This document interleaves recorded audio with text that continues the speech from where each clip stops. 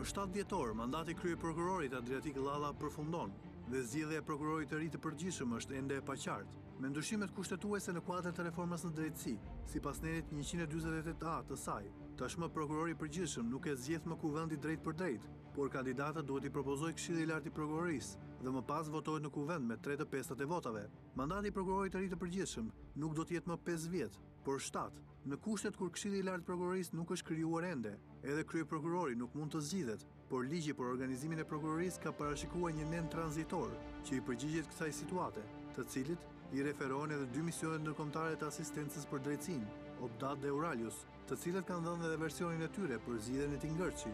Neni 109.2 e ligjit thotë se në rast se mandati mbaron përpara krijimit të Këshillit Lartë Prokurorisë, kuvendi zgjedh një kryeprokuror të përkohshëm nga radhët e prokurorëve më me eksperiencë, sipas kreut 4 seksioni 1 të këtij ligji. Pas leximit të këtij neni, ajo që mbetet për të vendosur janë kriteret, eksperienca, si zgjidhet në kuvend dhe kur zgjidhet. Sa për kriteret, neni 109.2 referohej kreut 4 seksioni 1 të këtij ligji, krej i cili përbëhet nga neni 22 deri në neni 27. Në neni 22, ligji parashikon që prokurori i përkohshëm duhet të kalojë vetingun. Nenet 23 deri në 26 aplikohen vetëm nga Këshilli i Lartë i Prokurorisë dhe nuk vlejnë, ndërsa neni 27 kërkon që kandidatët të ketë grada shkencore. Një tjetër çështje është se çfarë do të quajmë eksperiencë të mjaftueshme për të zgjedhur kryeprokurorin e ri të përkohshëm. Për këtë shprehet kushtetuta në nenin 148A të saj në paragrafin 3, që thuhet se prokurori zgjidhet me jo më pak se 15 vjet punë, integritet e lartë moral dhe profesional, shkollë magjistrature, të ketë mbaruar gradë shkencore dhe të mos ketë patur funksione politike. Por cilat janë procedurat e zgjedhjes së këtij kryeprokurori? Duke qenë se asnjë ligj nuk parashikon me sa vota zgjidhet përveç kushtetutës, që thotë se duhen 84 vota, por që ja ngarkon këtë detyrë Këshillit të Lartë të Prokurorisë, e cila nuk është krijuar ende. Atëherë Obdat dhe Euralius i referohen procedurave parlamentare, ku në nenin 55 të rregullores thuhet se në këtë rast kryeprokurori zgjidhet me shumicë të thjeshtë parlamentare. Një tjetër aspekt është se kush duhet të nisë procedurat dhe kur duhet të nisin ato. Në kushtet kur nuk kemi Këshill të Lartë të Prokurorisë që t'i propozoj dhe asnjë institucion të parashikuar për të propozuar kandidatët, jemi në një situatë të veçantë, ku mungon kompetenca për të hapur procedurat për aplikime. Kështu kuvendi mund të presë faktin e kryer që është mbarimi i mandatit që ndodh më 7 dhjetor. Pra kuvendi do të nisë procedurat, kur nuk do të ketë më një kryeprokuror. Sipas nenit 111.4 e rregullores së kuvendit, votimi kryhet jo më vonë se 30 ditë nga ndërprerja e mandatit. Pra deri në fillim të janarit duhet të votohet në parlament kryeprokurori i ri i përkohshëm. Ky skenar kundërshtohet nga opozita, e cila sheh si një instrument që vë dorën e majorancës në organin e akuzës. Partia Demokratike është shprehur publikisht se do të kërkojë zbatimin e plotë të kushtetutës dhe të ligjeve për zgjidhjen e kësaj situate. Ajo që Basha kërkon të thotë me këtë është se kushtetuta përcakton një mandat 7 vjeçar për kryeprokurorin.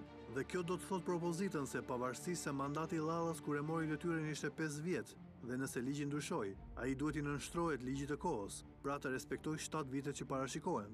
Nga ana tjetër, sipas opozitës, neni 109, i cili flet për prokuror të përkohshëm, është një dispozit kalimtare që ka skaduar, për shkak se parashikon një situatë kur kryeprokurori largohet nga detyra përpara se t'i mbarojë mandati dhe përpara krijimit të Këshillit të Lartë të Prokurorisë. Edhe pse është vonuar, afati i krijimit të Këshillit të Lartë të Prokurorisë ka qenë prilli vitit 2017, kohë e cila ka skaduar bashkë me këtë nen tranzitor.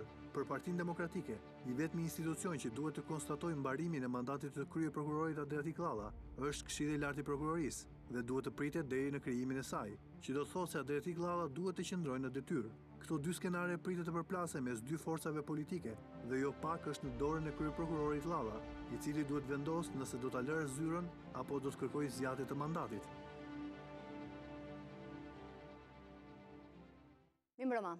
Gazetari i emisionit Sonil Frashi është përpjekur në pak minutat na shpjegoj këtë ngërç ligjor që i shtohet ngërçit që ekziston midis majorancës dhe opozitës dhe politikës në përgjithësi në vendin tonë. Në ditë të tilla, siç janë këto të 105 vjetorit të shpalljes së pavarësisë, të festës kombëtare, që edhe pse administrata edhe shqiptarët në përgjithësi duket se për shkak të një bilanci të thjeshtë që mund bëhet nuk kanë shumë për të festuar, ditët për cilët kanë marrë pushim nga administrata për të pushuar janë më të gjata se sa arritjet në këto 105 vjet shtet. Po megjithatë kjo është një analizë që kam zgjedhur të mos ta bëj sot sepse ndoshta duhet jemi dhe më optimist për vendin, për të ardhmen, edhe duke shpresuar që ato reforma që kemi bërë në letër të funksionojnë në realitet. Nuk është ky rasti i reformës në drejtësi apo i kushtetutës së ndryshuar natën e 21 korrikut të vitit 2016. Por çfarë ka ndodhur realisht? Me pak fjalë, nëse mund ta parafrazoj përpara se t'ju prezantoj të ftuarit, nuk është ngritur Këshilli i Lartë i Prokurorisë, nga i cili do dilte prokurori i ri i përgjithshëm, mandati i cilit përfundon javën tjetër. Çfarë ndodh tani? Sigurisht që ka interpretime të ndryshme juridike, ligjore, politike dhe interesat janë shumë të larta kur vjen fjala tek prokurori i përgjithshëm, edhe pse në Kushtetutën e re mandati dhe pushteti i prokurorit të ri do të jetë shumë i kufizuar nga ai aktuali. Çfarë do të bëj Adriatik Llalla, prokurori aktual në detyrë? Për këtë do të diskutoj me të ftuar, t'u prezantoj pa humbur kohë Erl Murati, kryeredaktori i Gazetës Shqiptare. Kënaqësi Erl që të kam në studio. Ke ndonjë parashikim, do të ndodhë ndonjë gjë javën tjetër, si e mendon? Do të shkojë në paqe, largohet Llalla dhe do të ketë një zëvendësim apo si është?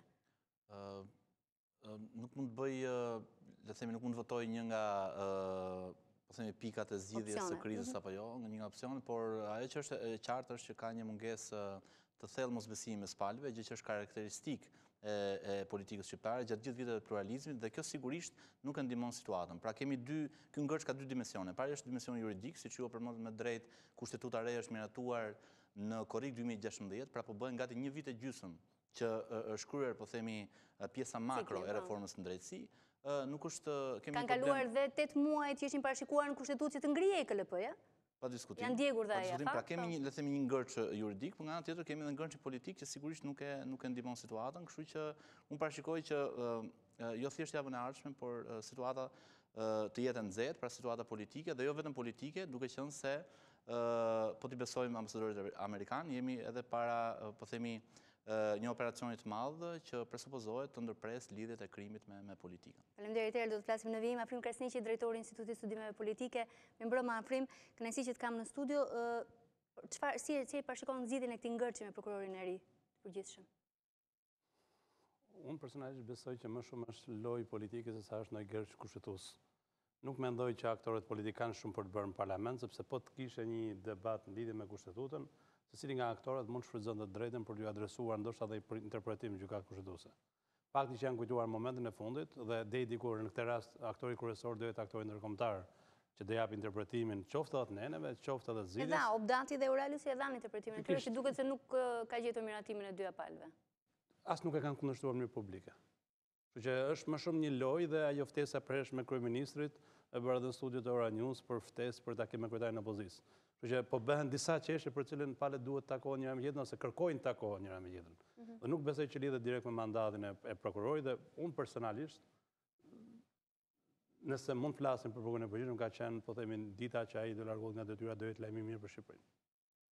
Për shkak performancës, e thuat? Për shkak të një dështimi, po themi, në mandatin e tij, në pritshmëri shumë të larta, njëri super votuar, i mbështetur nga faktorët ndërkombëtar dhe tonë dhe deklaratat e tij kanë qenë shumë më shprezdante se sa rezultati dhe bilanci i punës që ai ka. Zakonisht një numër drejtuesish kujtohen javën e fundit të punës, mandatit për të bërë dhe nuk e marrin vesh nëse është presion politika apo është, po themi, produkti punës tyre, por në rastin e prokurorit përgjithshëm nuk mendoj që humbim ndonjë gjë të madhe. Domthonë çështja është se kush do zgjidhet prokurori i ri, ai do jetë më rëndësishme. Do të jetë produkti një marrëveshjeje politike për prokurorin? Kam frikë që do jetë produkt, dhe nëse është produkt, këtë jetë pastaj do shumëzoj me zero gjithë procesin, sepse nuk mundet... Keni një informacion që ka negociata aktualisht mes palëve? Jo.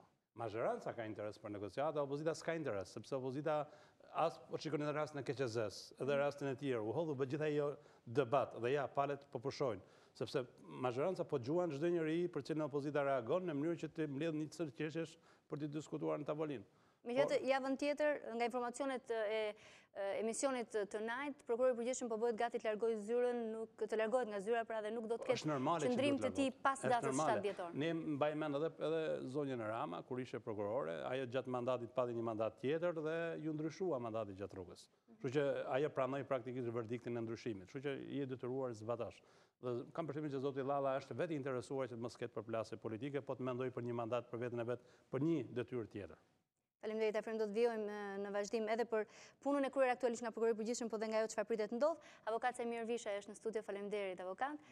Ndjesi ju kanë bllokuar dhe festimet për festën kombëtare, që jeni në studio sot. Nuk ka qenë lehtë të gjesh të ftuar për një emision të drejtë për drejtë për shkak të festimeve të gjata. Çfarë thuhet në ambientet tuaja? Kush do jetë prokurori i ri? A do zgjidhet prokurori i ri? Situata është e vështirë. Është e vështirë për ne aktorët që jemi në jetën e përditshme. Për sa i përket drejtësisë penale, është e vështirë për prokurorët të cilët tash me ligjin dhe ndryshimet e reja që ka pësuar Kodi i Procedurës Penale kaluan nga një varësi të centralizuar, kaluan një pavarësi, por gjithsesi ata kërkojnë që të kenë një drejtues për të vazhduar këtë stafet ndryshime që ka mbas të gushtit të 2017.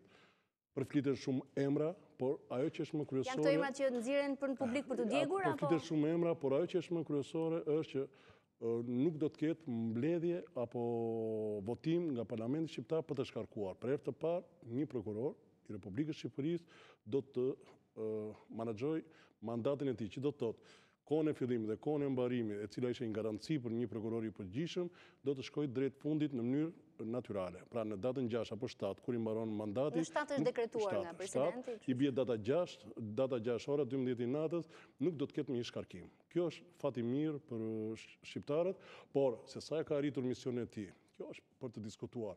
Por unë mendoj që nuk i përket një force politike që në këtë kushte që ndodhemi aktualisht të marrë iniciativën për të zgjedhur një prokuror, sepse në fund fare do gabojnë. Nëse reforma ndrejtësi kalojë me mirëkuptim në ndërmjet forcave politike, unë mendoj që edhe ky prokuror i përkohshëm, edhe pse në dispozitat kalimtare nuk ka përsëri një mandat, sepse qofse ne do të zgjedhim një prokuror të përkohshëm, edhe ky duhet të ketë një mandat. Sa është mandati? Është 2 muaj, 3 muaj, 6 muaj. Po nëse ky mandat i prokurorit të përkohshëm do kalojë mbi 6 muaj, atëherë kemi një prokuror të emëruar. Nuk kemi një prokuror të zgjedhur sipas institucioneve në bazë të kushteve të reformës për drejtësi. Tani avokat, për gjithë ata që nuk na kuptuan dot. Në 109, 148.b.c. Ata që nuk e kishën parashikuar kur këtë situatë. Po si mund mos parashikohet nga juristë që u morën një vit në reformën? Edhe një herë. Reforma për drejtësi kaloi me 140 vota dhe me mirëkuptim të gjitha forcave politike dhe kur nuk arrinim ne të arrinim deri në këtë pikë që do të ishim pa përgatitur dhe të mendonin 5 ditë përpara mbarimit të mandatit të prokurorit të përgjithshëm që na duhet një prokuror i përkohshëm. Cili do të jetë prokurori i përkohshëm? Kush është ai prokuror, sado me aftësi profesionale shumë të mira të jetë, të marrë përsipër në këtë barë, në këtë situatë tepër të nxehtë kur kanë dalë disa dosje që në fund fare do të kenë një emër. Do të ketë një emër. Kush do ta menaxhojë? Cili prokuror? Ndërkohë që SPAK-u nuk është krijuar. Byroja Kombëtare e Hetimit nuk është krijuar. Këshilli i Lartë Prokurorisë e ka humbur tash legitimitetin e vet sepse duhesh që në muajin korrik një muaj të ndërtohesh. Aktualisht nuk ka më fuqi, do fillojmë përsëri rikandidime etj. Do të jemi përpara një situate kaotike. Si është e zgjidhjen?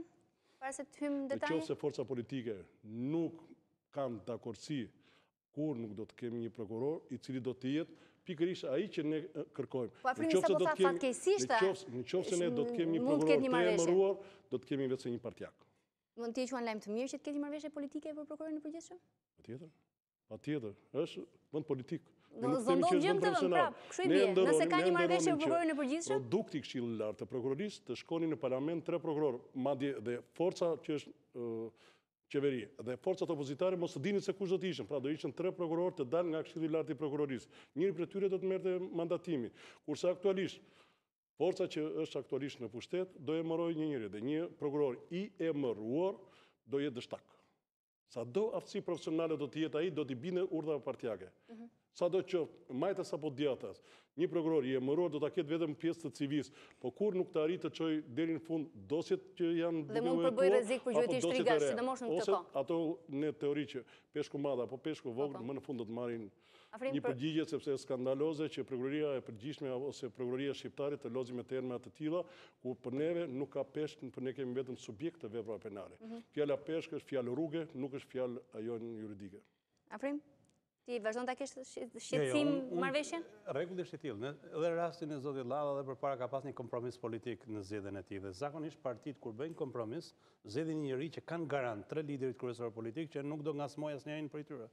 Ky do jetë lajmi keq për Shqipërinë. Për çfarë bëjmë reformën drejtësisë? Ne nuk e bëjmë për qytetarin në Leskovik edhe në Tropoj. Ne kemi bërë për të kapur peshqit e mëdhej politikës, meqenëse u bë. Mirë, po me strukturat e reja SPAK-u, byroën kombëtare, nuk do të jetë prokurori i përgjithshëm ai që do të jetë vendimtar për fatin e. Është sinjal, ideja është një mesazh. Nëse ti jep një figurë, po themi jep kredencialet një figure e cila është në mos e kompromentuar, e njohur në qarqet juridike si njëri jo shumë potent për postin, siç e kërkon edhe kriteret aty integritet lartë etj. Dhe nga ana profesionale, e praktikisht ç'do presësh pastaj që mendon që në strukturat e tjera do ketë nivel tjetër. Ky është, po themi, është rasti për të treguar që nuk do vi nga fundi i botës, një nga ata që kemi aty është. Por 350 veta. Unë shpresoj shumë që t'jetë më shumë rol ndërkombëtar përcaktues se sa t'jetë aktorëve politik. Nëse do e pranojnë ndërkombëtarët, politikanët tanë që t'jenë ndërkombëtarët faktorë? Politikanët tanë pranojnë çdo gjë në këtë fazë. Jo kur janë shqetësuar për sovranitetin, të paktën. Nuk bëhet në reformë drejtësi politikanët tanë nuk kanë asgjë në dorë nëse ju vjen një emër i kaq. E kuptoj. Trashëgim Sogole, redaktor në Radio Televizion Ora News, faleminderit Trashëgim që je këtu. Çfarë po ndodh nga prokuroria? E di që ti mbulon kryesisht policinë, mirë, e markon mirë, po në prokurorit ç'ndodh këto ditë? Tani në prokurori unë kam pyetur edhe zyrtarisht edhe për efekt e misionit, edhe për efekt situatës, kam kërkuar një përgjigje, domethënë, në lidhje me atë që do bëj kryeprokurori aktual. Dhe nuk ka asnjë koment zyrtarisht nga prokuroria në lidhje me veprimet që ai do ndërmarr mbas datës kur i mbaron mandati. Po jo zyrtarisht me burime? Jo zyrtarisht, edhe unë edhe shumë kolegë të tjerë kemi konstatuar që zoti Llalla nuk ka në përmend të qëndrojë me forcë aty dhe parashikoj që në ditën e mbarimit mandatit të largohet nga ajo detyrë dhe në vend të tij të vijë një prokuror i përkohshëm. Por si shumë kolegë të tjerë konstatoj me shqetësim një fakt që prokurori i përkohshëm do të vinë në një kohë kur prokuroria ka në dorë çështje shumë të rëndësishme dhe shumë të nxehta edhe me personazhe politike dhe nuk jam i sigurt se sa drejtim do të arrit t'ju jap këtyre çështjeve që në një farë mënyrë vendosin edhe për të ardhmen e vendit, edhe ndoshta edhe vendosin edhe një standard të ri në të bërit drejtësi në vend. Një tjetër problem është prokurori i përkohshëm. Do vi me një mandat, do vi me një afat të caktuar dhe parashikoj, që uroj të mos ndodh, por parashikoj që do ta tejkaloj këtë mandat për cilin do të vi dhe do të jemi prapë në një situatë kaotike akoma më. Ajo që duhet të thënë është që brenda sistemit, edhe avokati tha, edhe kolegët e tjerë thanë, brenda sistemit sot në prokurori ka plot kandidatura që mund ta bëjnë. Dhe personalisht mendoj që është më mirë që prokurori i përgjithshëm të vi nga radhët e prokurorëve, e parashikon pak a shumë edhe paketa ligjore mbi cilën do veprohet, të vi mbi radhët e prokurorëve që të njohë problematikat e institucionit, të njohë nevojat, të njohë çdo gjë që duhet për të ecur puna përpara. Po si ta zgjidhim, nëse nuk do të votohet në parlament, si do zgjidhet? Me paketën e reformës në drejtësi, e cila prej muajsh që nga korriku e në vazhdim çalon në shumë organe dhe në shumë struktura, parashikoj që zgjidhja do të jetë shumë e vështirë dhe do të arrim aty pastaj tek një emëruar politik ose tek një që do vi në moment fundit do jetë një kandidaturë për cilën do japin të dyja palët një miratim dhe pastaj kjo nuk është zgjidhja më e mirë për qytetarët. Çfarë si e kemi ne si vend që të krijojmë kështu krizash? Deri tani, duke gjetur në mirë kuptim në ndërprerjen, themi që paketa e reformës drejtësi kaloi me mirë kuptimin dhe dakordsinë e gjitha palave. Po dhe organet e vetingut, vetë deputetët nuk dinë asnjë emër kë kanë votuar, por kanë votuar dakordsinë e të dy subjekteve politike. Besoj që edhe në këtë rast do të jetë vetëm dakordsi, sepse do të jetë e kundërta e asaj që ne povojmë sot, ndërkohë që nuk do të kemi më një prokuror të përgjithshëm që do të jetë urdhërues, sepse tash prokuroria nuk është më organ i centralizuar, po do të kemi një menaxhues shumë të mirë. Po që të kemi një menaxhues ose administrator shumë të mirë, duhet të jetë ngritur organet aq më tepër që nëse flasim për vepra të rënda apo subjekte që janë në rang ministra apo ish ministra, patjetër duhet të jetë ngritur prokuroria e posaçme, patjetër duhet të jetë byroja kombëtare e timit, patjetër duhet të jetë ndërtuar gjykata e korrupsionit dhe krimit të organizuar. Ne akoma jemi me dispozita kalimtare ku kemi gjykatën për shkallës pa për krimet e rënda, ndërkohë që kjo gjykatë i ka mbaruar tash funksionet e veta. Kemi gjykatë për korrupsionin aq e prekshme për shqiptarët. Nuk kemi më një gjykatë për krimet e rënda se kemi trafikim lëndësh narkotike. Po kjo gjykatë ose kjo prokurori për krimet e rënda tash do të riorganizohet sepse krimi i jakave të bardhë, që është krim më shqetësues sot, ka prekur në të gjitha sferat e ekonomisë apo të administratës shtetërore dhe nuk mund të bëhet kjo goditje pa ngritur institucionet aq më tepër në një administrator shumë i mirë që do të jetë prokurori i përgjithshëm. Të jap më njëherë fjalën, po kam një reagim nga maxhoranca, një burim i maxhorancës që më kërkon të mos ta identifikoj publikisht. Që thotë, prokurori i përgjithshëm është ushtrues detyre dhe nuk emërohet. Se ai do të jetë nga radhat e prokurorëve në detyrë. Ai caktohet sipas nenit 109 fraksion 2 As nuk zgjidhet, dhe as nuk emërohet pra. Me qenë se po përmendim emërimin këtu. Pra caktohet, ai do të caktohet sipas nenit 109 fraksion 2. Po nuk është as emërim. Nuk e Këshillin Lart të Prokurorisë, sepse Këshilli i Lartë i Prokurorisë duhet të dërgonte në parlament 3 emra.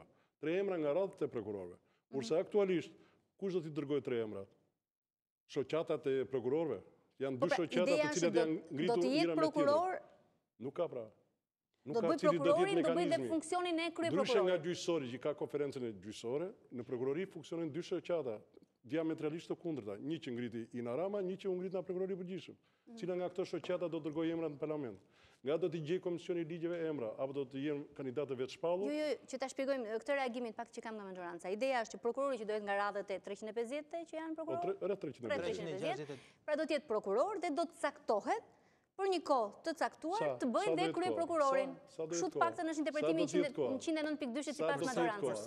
Mos më pyesni mua se unë mesazhe kam dhe këtë nuk e di as këtë. Sa do të jetë koha, sepse nëse flasim për një mandat. Okej, nëse po na ndiqni, sa do të jetë koha që do të jetë në këtë detyrë të përkohshme prokurori që do të marrë detyrën e kryeprokurorit? Sepse do të jetë një kohë mbi 6 muaj, nuk do të jetë më i komanduar, do të jetë i emëruar. Ka më komand të përkohshëm, një prokuror të përkohshëm me një afat mbi 6 muaj. Ndërkohë që institucionet kushtetuese do vazhdojnë të riorganizojnë përsëri se ka humbur afati, qoftë KLP-ja apo KLG-ja. Ata që janë kandiduar, vetë kandiduar nuk do të vazhdojnë më rrugën sepse ka mbaruar afati ligjor. Do të thonë dhe për këta që janë zgjedhur do të kthehen në fillimin e procesit. Nëse flasim për institucione ligjore, nëse do mbyllim syt jashtë afatit, pastaj duhet të ishte ngritur që në qershor korrik. Okej. Atëherë, ligji pas reformës në drejtësi, vjet në korrik, sankcionon që prokurori duhet zgjidhet me 3/5 e antarëve të parlamentit. Madje një, po themi, valvull sigurie, ose që është shpresëdhënëse për nuk mund të realizohet, është që në raundën e parë mund të votohet, pra mund të zgjidhet me 2/3 e votave. Këtu është një çështje fare konkrete. Ekspertët e misionit juridik, pra ndihmës të obdatit detyralis sugjerojnë që prokurori kalimtar të zgjidhet me shumicë thjesht. Tani unë duhet ta trajtoj politikisht. Pra, obdat detyralis sugjeron që ne të kemi një prokuror të qeverisë, pra të emëruar nga Partia Socialiste.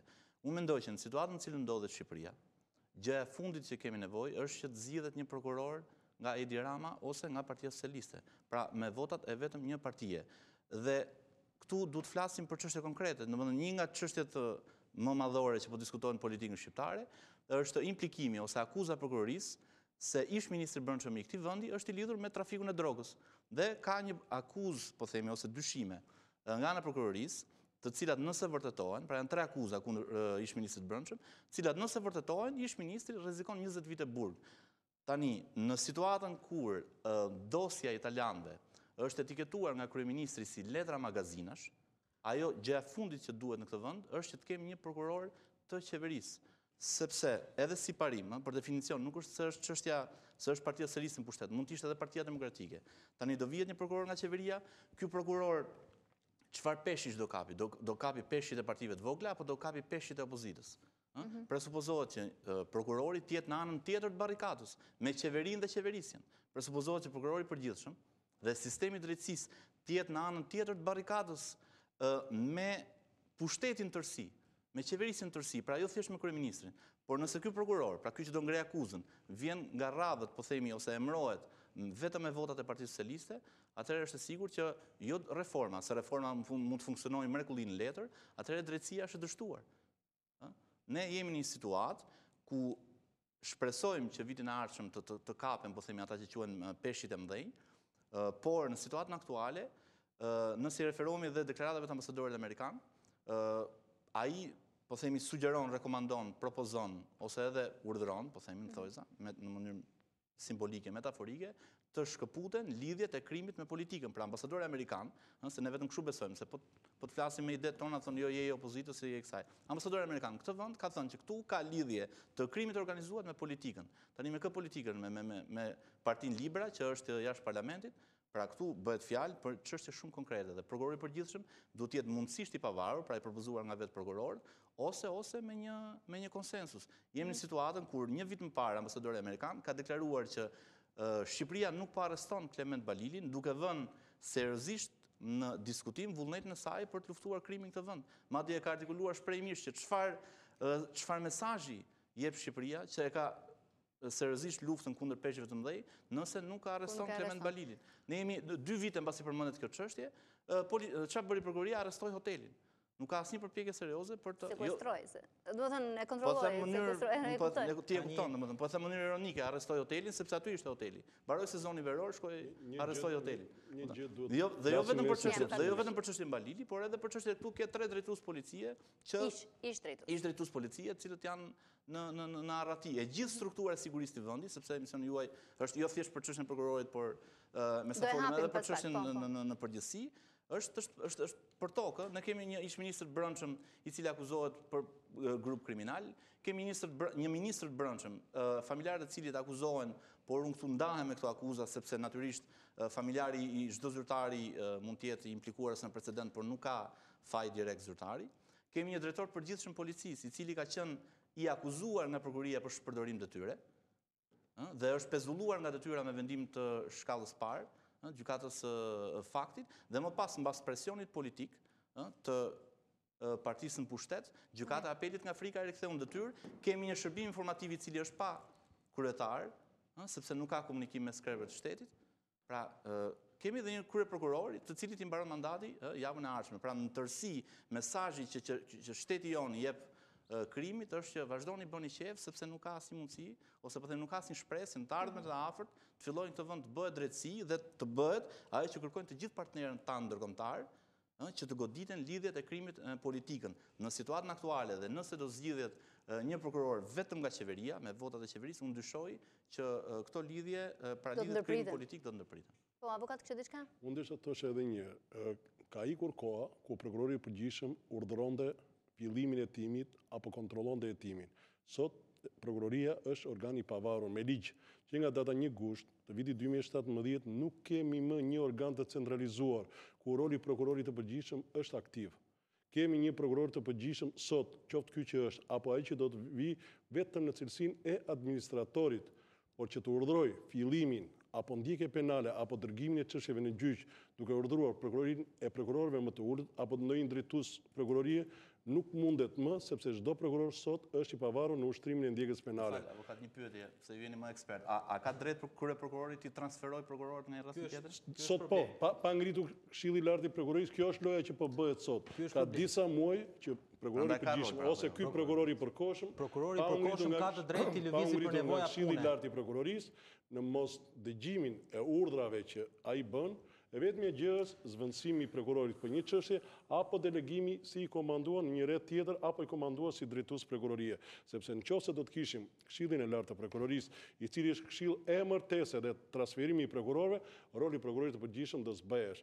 Po për aq kohë sa ne nuk kemi institucione të cilat do dërgonin 3 emrat për prokurorin e përgjithshëm, roli i prokurorit të përgjithshëm, edhe ky që do të vijë i përkohshëm, e vetmja gjë që do luaj me këta 360 prokuror është, nëse ti nuk më bindesh, unë të transferoj, nëse ti nuk më bindesh, unë ta heq dosjen, duke zvendësuar me një prokuror sipas dëshirës së tij. Kjo është gjithë frika që ne po themi që një prokuror i emëruar nga klasa politike në fuqi do jetë vetëm një dështak ose një urdhërues i verbër i detyrave kushtetuese që ai do të kryejë. Po, drejtim? Është pikërisht kjo kompetencë që mund të ketë prokurori i përkohshëm për lëvizjen, domethënë ja njeh ligji të drejtën për të lëvizur prokurorët për nevoja pune, thot ligji. Pra, mund t'i transferoj prokurorët, po themi të rastit Tahiri, apo të rastit Balili, apo të tjerë, ka kompetencën dhe mundësinë që t'i lëvizit t'i transferoj në një detyrë tjetër. Edhe një informacion... Nuk ka më kompetencë që të hap apo të mbyll çështje? Jo, nuk ka kompetencë, shkëputet nga ndjekja penale. Duhet kemi parasysh, e tha dhe avokati shumë drejt, që prokurori i përgjithshëm me kornizën e re ligjore që të reformës në drejtësi është vetëm për pjesën e menaxhimit. Pra, nëse e themi me fjalë të thjeshta, a ka karburant prokuroria, a ka boj, a ka burimet njerëzore, pjesën administrative. Nuk mos t'i hyjmë në këtë. Por, një informacion që më vjen tani pasi hyjmë në emision është që edhe pjesa e zgjedhjes së prokurorit, të paktën për një nga kriteret, që është që prokurori i përgjithshëm duhet të ketë kaluar vetingun, ka një shpresë në këtë drejtim, sepse deri tani janë 23 prokurorë që kanë kaluar vetingun. Dhe ka mundësi që të paktën njërin prej këtyre kriterëve ligjore për nisjen e procedurës, njëri prej këtyre 23-ve të jetë një kandidat potencial i mundshëm për... Kjo që nga i dhënë interesante që të erdhi. 23 prokurorë kanë kaluar vetimin. 23 prokurorë deri tani kanë kaluar. Janë bërë publike emrat e tyre? Nuk janë bërë publik. 23 prokurorë do bëhen? Nuk janë bërë publik. Përkështinë lart prokurorisë, të cilët kanë kaluar filtrin e parë. Besoj se për punë ditësh do të Thuaj aty burimit na e nisi. Na nisi dhe emrat e 23 prokurorëve. Burimi ka kaluar për vete vetimin. E ka kaluar për vete, është në rregull. Pretendon të jetë prokurori i përgjithshëm apo jo?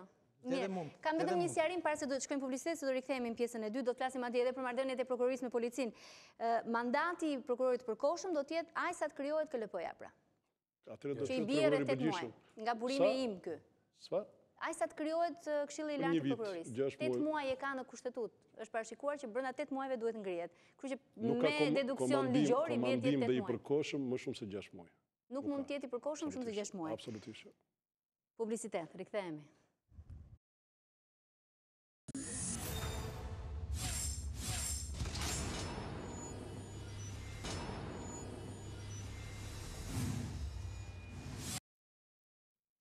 Me kthyer në pjesën e dytë të debatit, po diskutojmë për zgjedhjen, caktimin, emërimin e prokurorit të ri të përgjithshëm. Afrim kështë diçka për këtë pjesë para se të vazhdojmë me tjerat? Më shumë dhe me mesazhin që erdhi nga mazhoranca.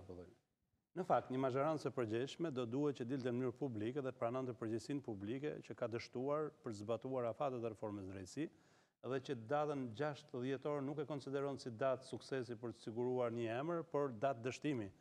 Atë pse ka dështuar mazhoranca? Se KLP nuk e ndërton mazhorancën. Jo, është e thjeshtë, janë praktika, nuk është një proces. Po. Edhe në parlament e parë kemi pas një komision posaçëm për reformën zgjedhore. Për reformën drejtësi. Tani nuk kemi organ i cili mbulon reformën drejtësi. Nuk kemi agent dhe nuk ka pasur një lloj politike sensibilizuese ose nxitse të individëve për të konkuruar. Dhe është absurde që një numër struktura të ngelen edhe për arsye administrative ose të ngelen për shkak se rrethi i propozimit në kandidatura është jo transparent. Madje unë nëse ju marrë edhe këtë rastin e fundit të KLD-s dhe KLP-s kandidatura që erdhën nga bota akademike, merrni raportin nga misioni ndërkombëtar dhe raportin që ka nxjerrë parlamentin krejt kundërt. Misioni ndërkombëtar i rrezon kandidaturat, parlamenti i miraton kandidaturat rrezuar prej tyre. Parlamentit si kanë shkuar ende emrat? Nga shoqëria civile thua? I kanë nxjerrë, po i keni. Nga pedagogët dhe nga shkolla magjistraturës, se shoqëria civile aty ka ngecur. Jo, nuk edhe pra të ka një... E shpjegojmë pak KLP-n se nuk e dinë gjithë. Qa ka ndodhur me Këshillin e Lartë Prokurorisë? Janë gjithsej 11 antarë. 6 janë prokuror, 5 janë jo prokuror, që vinë nga avokatia, noter, shkolla magjistraturës dhe fakulteti i drejtësisë dhe nga shoqëria civile. Shoqëria civile nuk ka mundur të ketë 3 kandidat për cilëve 1 duhet zgjidhet. Është kështu? Jam korrekt? Është gjysma. Problemi është gjysma.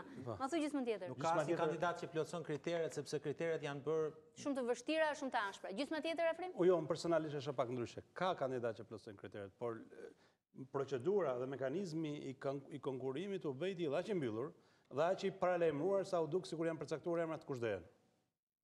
Dhe edhe vetë struktura, edhe për parlamenti nuk është korrekt në këtë lloj historie, sepse unë po ju marr një informacion që unë kam nga brenda. Që një nga kandidaturë shoqërisë civile nuk thuhet pse është rrëzuar. Në fakt është rrëzuar sepse kishte një vil që nuk e justifikonte dot. Dhe nuk e thot njëri këtë gjë. Përkundrazi e thon sikur jetë çështje teknike etj etj. Pyetje kam të pse kandidaturat kaluan veting? Apo patën një screening? Nga ndërkombëtarët kaluan në një kaluan nga ndërkombëtarët. Okej. Dhe është rrëzuar në mënyrë ekstreme. Kandidati i dytë do të rrosh automatikisht sa mori vesh u rrëzua i pari me që justifikonte do të vilën i pari. Pikërisht. Po ky është problemi dhe kam fjalën nuk kemi këtë lloj transparencë nga organet përkatëse që duhet ta kishim këtë gjë. Kush duhet ta bëjë këtë transparencë? Se ky është një shqetësim që e kam dhënë. Parlamenti është i vetmi institucion që ka sot një lloj përgjegjësie. Sidomos në rasti këtyre strukturave ka edhe përgjegjësi administrative, sepse procesi drejtohet nga struktura e parlamentit. Kurse mazhoranca edhe kjo pavarësisht lojës që do japi, jo emërohet, jo caktohet, jo delegohet, në fund fare do ketë një vendim. Dhe vendimi shprehet me votë në parlament. Problemi është që kushdo të jetë ai, unë nuk pres se ai njeri kushdo të jetë i mirë apo i keq partiak apo jo, të marrë një vendim, sepse edhe strukturat poshtë nuk e përfitet një njeri që ka mandat 3 muaj, 4 muaj. Problemi është që nuk është normalitet për Shqipërinë.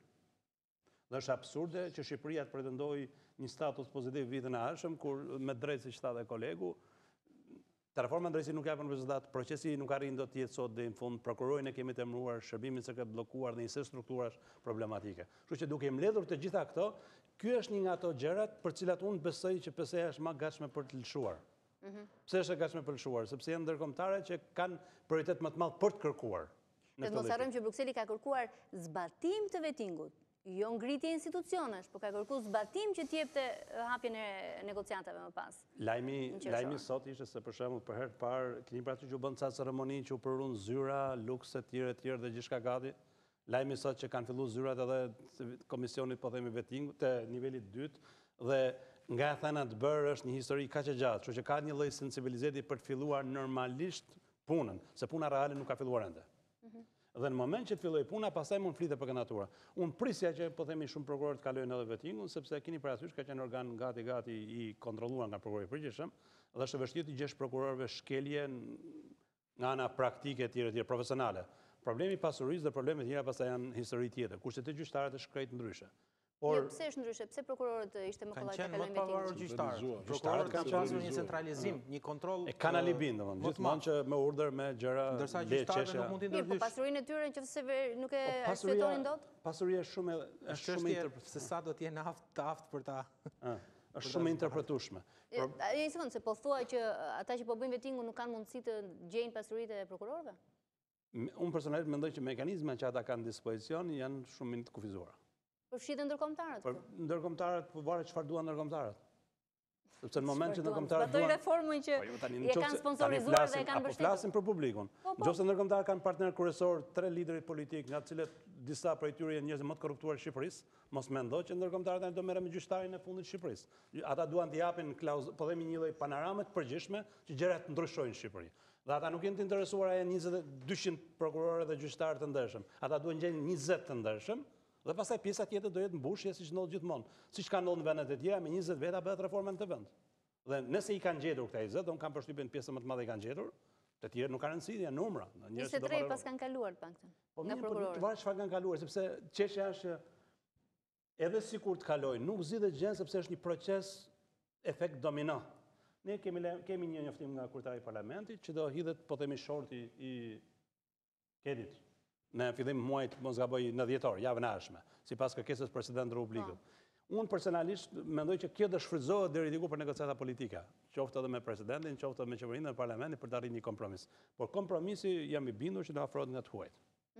Avokat, si e sheh ti dështimin e KLP-s? Çka ka ndodhur vërtet?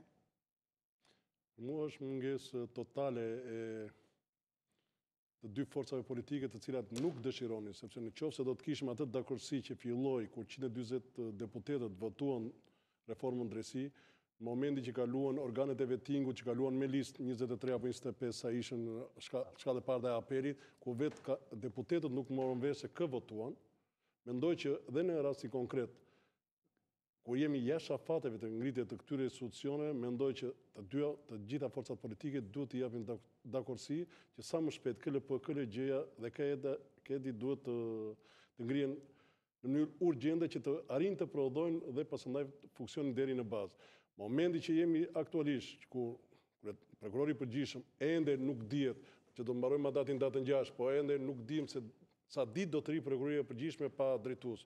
Se kur do emërohet ky prokurori i përkohshëm, do emërohet në datën 8, do emërohet në 8 janar apo në 8 shkurt. Ne nuk e dim sepse akoma të gjithë ata kandidatë që ta trashëgimi nuk dihet ende cili institucion do të nisë procedurat për të bërë një caktim prokurori, pra edhe kjo nuk dihet, pra ky është problemi. Ka një regulator që është kuvendi. Në gjithë të nisëm u ot topi, mua nuk më pëlqeu kjo lojë që në fillim kur u nështruan avokatit popullit. Shlidhje kishte avokati popullit në krimin e këtyre strukturave, apo dërgimin e emrave në parlament.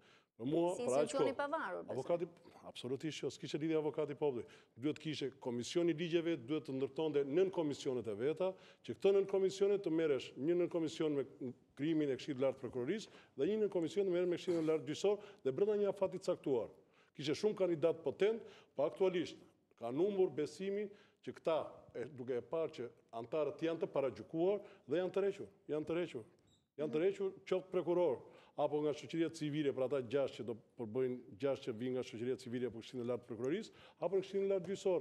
Aq më tepër kur duhet të ishte ngritur që në qershor dhe jemi në muajin dhjetor. Çdo të ndodh, do të mbyllim syt dhe do të pranojmë shkeljen e ligjit, apo do të kemi nga këta persona të cilët kanë kandiduar, do të themi që ky një muaj nuk na doli dhe menjëherë t'i kalojmë në komision të ligjeve, t'i kalojmë kështu en blok.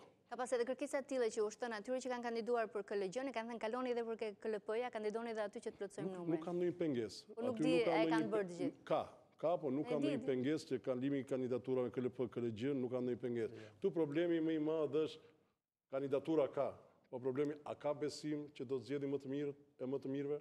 Këtu është gjithë problemi më i madh. Meqense e tha Afrimi, e ke informacion apo mendon që do ndodhë që ndërkombëtarët do të kenë rol në zgjedhjen e prokurorit përgjithshëm? Se sapo ka mbritur në fakt edhe ky është deklaratë tipike e urimit për pavarësinë e Shqipërisë nga sekretari amerikan i shtetit Rex Tillerson, ku e uron Shqipërinë për 150 vjetorin e pavarësisë. Shqipëria është një vend mik dhe aleat, thotë Shtetet Bashkuara të Amerikës shohin përpara për të vazhduar progresin e deri tanishëm, për integrimin e mëtejshëm euroatlantik dhe për antarësimin në Bashkimin Evropian. Në deklaratën e sekretarit amerikan të shtetit thuhet që sapo është bërë publike në fakt ky qëndrim, vlerësohet shumë bashkëpunimi dhe kontributi në NATO, si dhe në luftën e përbashkët kundër ISIS, shtetit islamik në koalicion, si dhe përsa i takon promovimit të stabilitetit rajonal, një vlerësim që gjithmonë e ka marrë Shqipëria.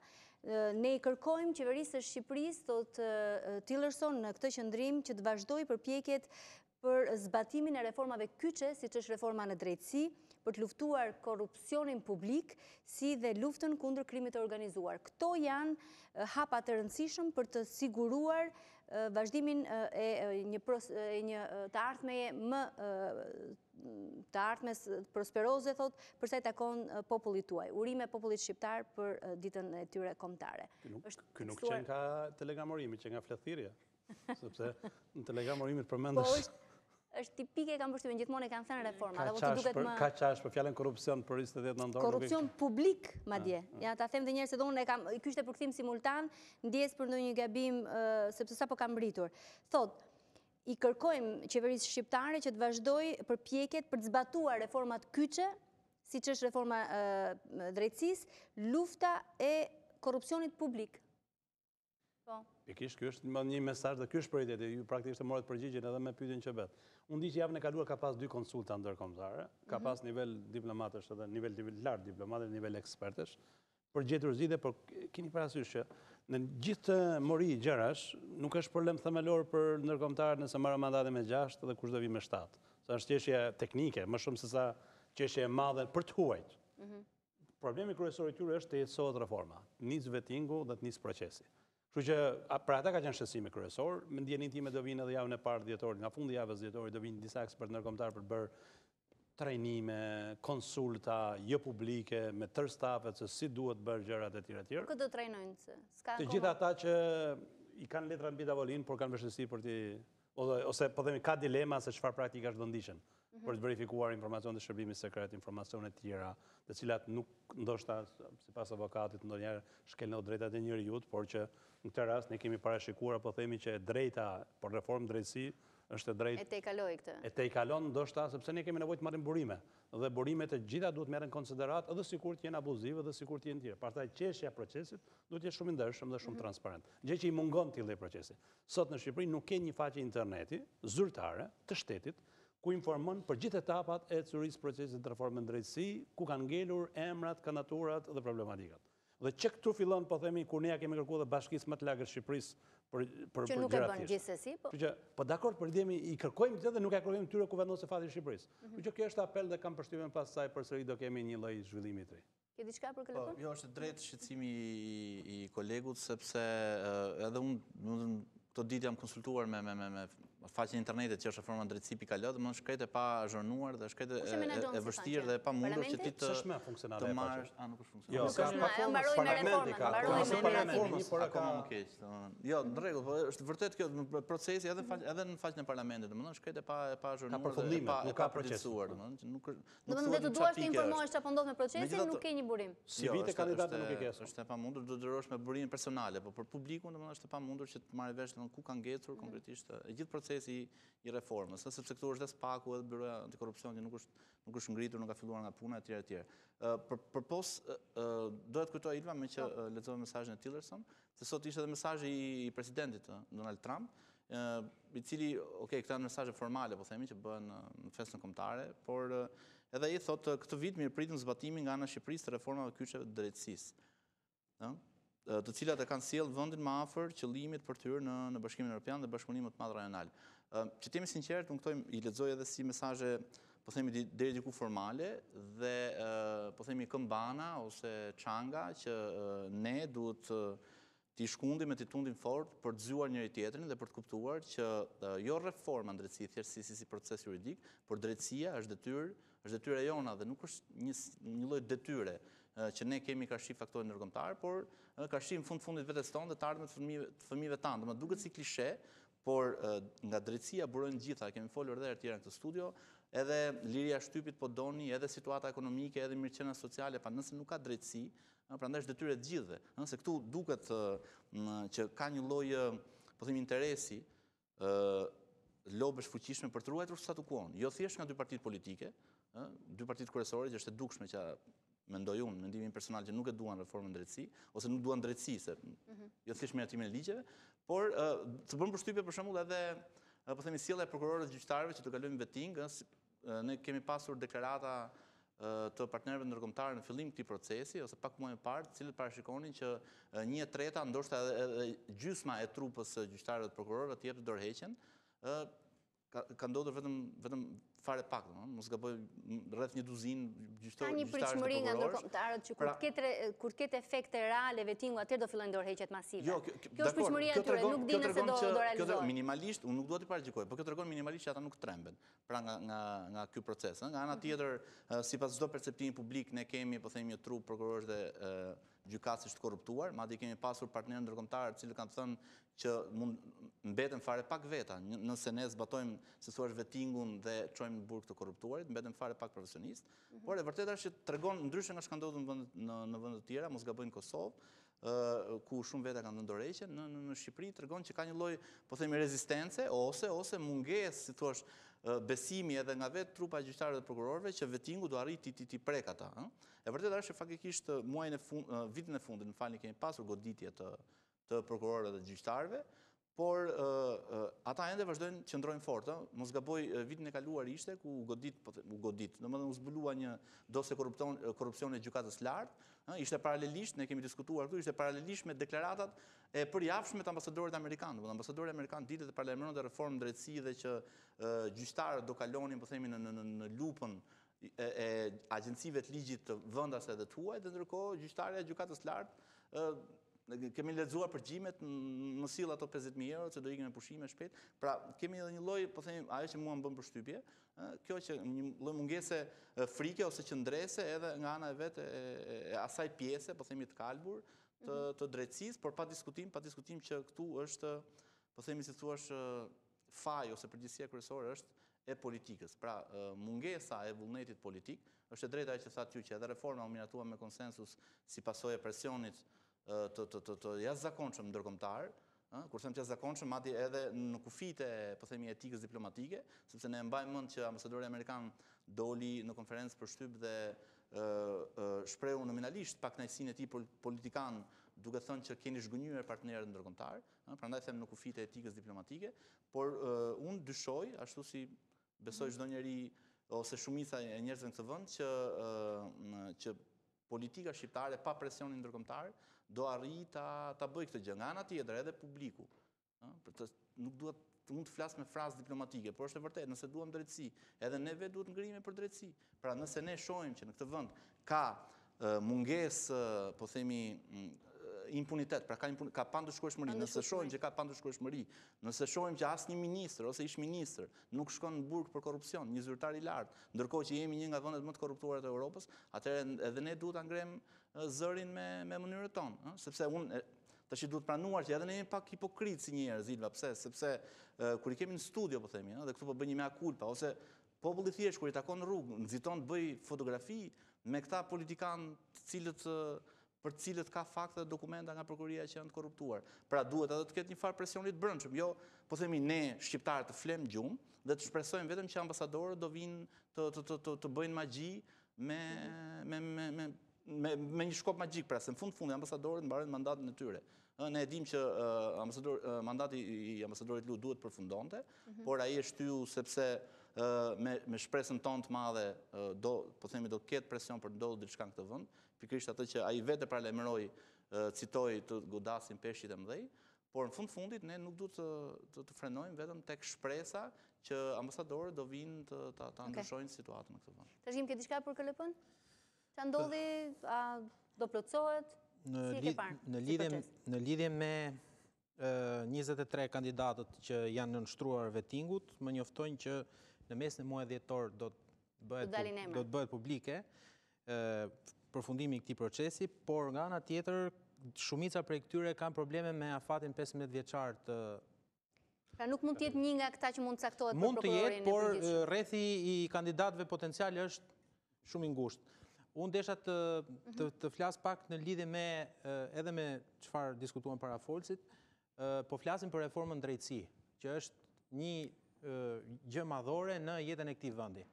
Dhe si është e mundur që kjo reformë kaq e rëndësishme, e hartuar me konsultim të brendshëm, të jashtëm, me të gjithë faktorëve, siç tha avokati më herët, edhe me një konsensus politik përtej partijak, si ka mundësi që të përfundojë në këtë situatë ku jemi aktualisht.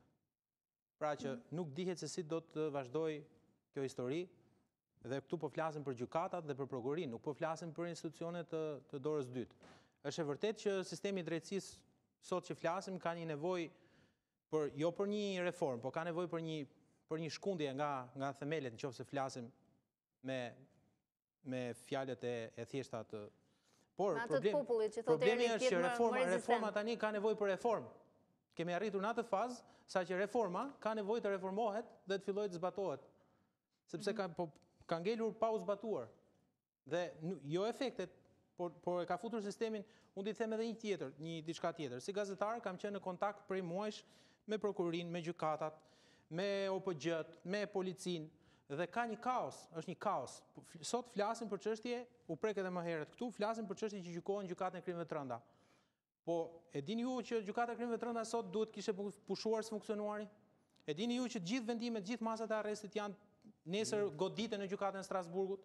Dhe gjithë diskutimi që bëjmë ne këtu është një diskutim që nuk qëndron, për shkak sepse të gjitha këto vendime, urdhër arreste, sekuestro, njoftime akuzash, arrestime, operacione që po bëhen, hetimet përbashkëta etj, janë të gjitha të diskutueshme ligjërisht, sepse gjykata e krimeve të rënda duhet kishte pushuar së funksionuari, duhet ishte ngritur spaku, ajo strukturë që gjithë presin që të luftojë krimin organizuar dhe korrupsionin e jakave të bardha. Okej, trashëgim, meqense po flasim gjithë me burime. 23 prokurorë që të kanë informuar që e kanë kaluar vettingun, zyrtarisht nuk quhet që e kanë kaluar, sepse është këshilli janë nënshtruar. Termi është komisioni i pavarur i kualifikimit ai që brenda 30 ditëve e bën shpalljen. Pra, nuk mund të quhen zyrtarisht që e kanë kaluar vettingun pa bërë shpalljen zyrtare KPK-ja. Çka tregon që ngërçi vazhdon, ngërçi institucional për të zgjedhur prokurorin e përgjithshëm. Edhe për shkak të këtij detaji që sapo na mbritin në studio, me sa duket po e shohin sot këto interpretimet që po jep secili nga grupet e interesit. Kjo do thotë që tema ka interes. Tema pa diskutim. Shiko, jemi në një impase përmendi Erli, nuk ke shefin e shishit. Aktualisht ke një person që po vazhdon detyrën normalisht, dhe pse nuk ka dekretim? Si ndodh? Vazhdon, është nënkretar. Është nënkretar. Problemi i madh i prokurorisë ky ishte se nuk ke prokuror përgjithshëm. Do të kishte zëvendës prokuror, nuk do të kishim një prokuror të përkohshëm. Ktu gjithë problemi. Po ajo që është më shqetësuese sot është që këtu janë prishur urat ose marrëdhëniet e bashkëpunimit ndërmjet institucioneve ligjzbatuese. Do thotë policia nuk bashkëvepron me prokurorin, prokuroria me gjykatën dhe gjykata me shkallët e tjera të gjyqësore. E themi qëndrimtë apo e the pa policia nuk bashkëvepron se nuk do policia apo nuk ka bashkëpunim me prokurorin? Ka. Prokuroria nuk punon me policinë. Mungesa totale e institucioneve ka bërë që edhe vetë organet ligjzbatuese që është polici, prokurori, gjykat, po veprojnë në mënyrë të pavarur, sepse nëse do të kishim organet të cilat do të ishin ngritur tash, do të kishim mirë funksionim dhe bashkëpunim apo bashkëveprim të gjitha institucioneve. Mos funksionimi një shteti ligjor, sepse shteti ligjor çfarë është? Funksionimi në rregull i gjitha organeve ligjzbatuese. Në rasti konkret kemi një çorientim. Jo vetëm të institucioneve, po edhe vetë subjekteve që janë gjyqtarë dhe prokuror. Jemi në momentin më të keq që po kalon sistemi i drejtësisë sot, sepse të gjithë po mundohen, nëse kanë gabuar diku si gjyqtar apo prokuror në vendimarrje, sot kanë kaluar në masën ekstreme. Mirë ai që shkon në dyert e gjyqtarëve sot. Sepse gjyqtarët nuk po japin dot një pafajsi, sepse thotë çmo duhet do muzë vettingu, nuk e ka të sigurt vendin e punës. Ndryshe se kanë kuptuar reformën dhe gjyqtarët pastaj. Akoma jo. Ky është vërtet fundi. Ç'lidhje ka vendimi që do t'japi ku nëse e meriton pafajsinë? As prokuror, as gjyqtar, avokatët mendojnë kështu, ha. As prokuror, as gjyqtar ende nuk e kanë kuptuar që po troket. Pse? Dhe mirë bëjnë, sepse aq kohë sa nuk po ngrihen këto institucione, për cilët do të jenë kontrollues për punën e tyre, qoftë Këshilli i Lartë i Prokurorisë apo Këshilli i Lartë gjyqësor, në fund fare nuk do të jenë vetëm emërues ose shkarkues gjyqtar apo prokuror, por do të jenë dhe kontrollues punës së tyre. Sot këto dy institucione tepër të rëndësishme që gjykata e prokuroria kush do t'i kontrollojë? Okej, mirë, me sa duket Departamenti Amerikan i Shtetit pas ka qenë i zënë me punë sot, sepse një shtet që e kemi përmendur shpesh si shembull për funksionimin e reformës në drejtësi, Rumania, sapo ka marrë një tjetër fletrufe nga dash, nga Departamenti Amerikan i Shtetit për sa i takon reformës në drejtësi dhe pengesave që po nxjerr parlamenti atje, çka mund të jetë edhe një preludhje asaj çfarë mund ndodh në Shqipëri. Shteti i Bashkuar të Amerikës sot deklarata e fundit e Departamentit Amerikan të Shtetit e sheh me shqetësim faktin që parlamenti rumun po konsideron ndryshime në legjislacion që mund ta vënë në rrezik luftën kundër korrupsionit dhe ta dobësojnë reformën, pavarësinë juridike, pavarësinë gjyqësore në Rumani, thot deklarata. Ky veprim ligjor fillimisht është nisur nga Ministria e Drejtësisë dhe kërcënon progresin e Rumanisë të bërë gjatë viteve të fundit për të ndërtuar institucionet pavarura të drejtësisë për t'i shkëputur ato nga lidhjet politike. Pra duket se ajo çfarë nuk po e vazhdoj është pak më gjatë, thotë i kërkon parlamentit rumun që t'i rrëzojë propozimet që e dobësojnë shtetin ligjor dhe e vënë në rrezik luftën kundër korrupsionit. Kjo është për sa i takon Rumanisë. Kjo lidhet me protestat që patë ndodhur në Rumani dhe propozimin që bëjnë atë kohë një numër deputetësh të partisë politike për të amnistuar një numër politikanësh. Por reforma në drejtësi në Shqipëri merret si model për vendet e tjera sepse në asnjë vend nuk ka hyrë kaq thellë dhe nuk është futur në kushtetutë kaq shumë. Po dhe në Rumani që nuk ishte kaq thellë ka vështirësi. Është ndryshe, në Rumani është 20 sa milion dhe i kanë futur një 200 politikanë në burg. Përfshi dhe kryeministra. Kurse ne s'kemi futur asnjë. Ne jo vetëm që s'kemi futur asnjë, se s'është çështja të fusim njerëz burg, se nuk lutërojmë. Eksakt, këtë do thoya, se është krijuar kjo ideja që duhet vënë problemi është që me drejt ne themi që kemi gjyqtarë prokurorë të korruptuar. Unë personalisht besoj që njerëzit më të korruptuar në Shqipëri nuk janë as gjyqtarë as prokurorë, por janë politikanët. Një numër politikanësh. Dhe ditën siç i sulmojmë dhe kërkojmë një sistem të largojmë korruptuar, le të largojmë këta nga politika të korruptuar dhe mekanizmi është i tillë që kërkon që të ketë një dalje, një fillim. Dhe i tillë është reforma në drejtësi. Këtë lloj këndvështrimi ka një lloj sensibiliteti. Po unë personalisht po ju marr prapë citatat. Komisioneri Han javën e kaluar, edhe në mbledhjen e OSBE-s, edhe në mbledhjen e Bashkimit Evropian, u vlerësua progresi. Çfarë do thotë u vlerësua progresi? Unë personalisht mendoj që të huaj din pak më shumë se ne në lidhje me këtë proces. Kështu që ata janë duke pritur që të kaloj faza sepse unë personalisht nuk si kanë ardhur punët. Urojmë që të dinë vërtet ata çfarë do. Dua të them, janë përgatitur. Çfarë do thotë janë përgatitur? Do se janë përgatitur. Ka një database. Database është përgatitur. Ka një database, atëherë duhet të ruajmë ata gjyqtarë dhe prokurorë që janë shumë mirë. Kemi faktikisht. Është gjithçka gati, mbi gjithë sistemin e drejtësisë ka gjyqtarë dhe prokurorë shumë mirë. Por ajo që është sigurt që po thotë profesori ka një database që nuk është i 2017-s, po duhet të jetë më tutje, edhe 2016-2015, ku ka një renditje për ato 3 kritere, 5 vjet e fundit për ato kritere që kërkohen për të qenë një gjyqtar i ndershëm dhe një prokuror i ndershëm. Nuk është nevoja tani që kjo drejtësi të kalojë në krahun e të kundërt, të interesave të ligjshëm të qytetarëve, sepse ky database është bërë. Nuk do të thotë që ti gjyqtar apo prokuror këtë muaj ke marrë vendime konform ligjit, po ndërkohë që para 5 vjetësh ke qenë tjetër njëri. Pas publicitetit rikthehemi edhe për përplasjen midis prokurorisë dhe policisë dhe impakti që ka kjo tek lufta kundër krimit.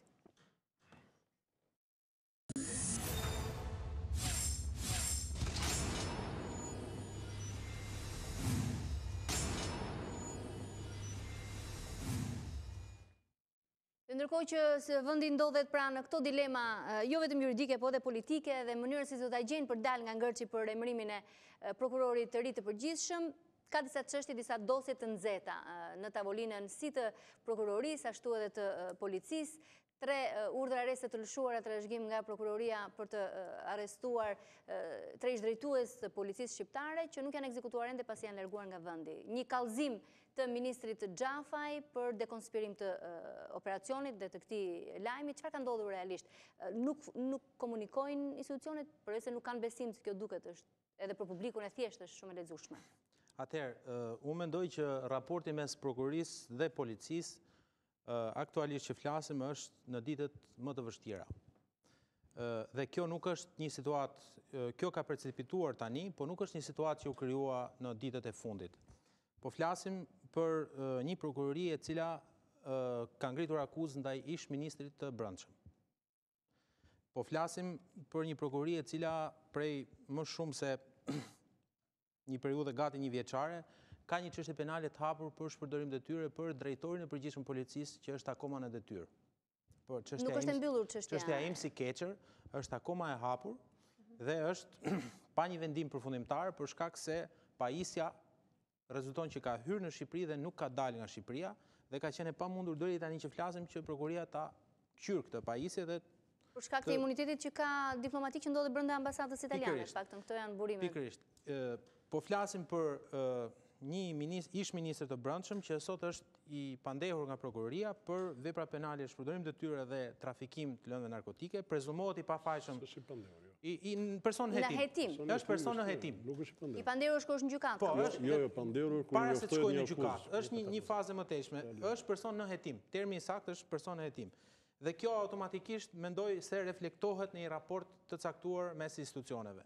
Por ka dhe një problematik tjetër që është kanabisi, që ka krijuar një përplasje prej muajsh mes dy institucioneve, e cila ka të bëjë me faktin që ka pasur në vazhdimsi efektiva policie që janë hetuar dhe janë çuar në gjykatë për favorizim, mosveprim apo edhe për pjesëmarrje.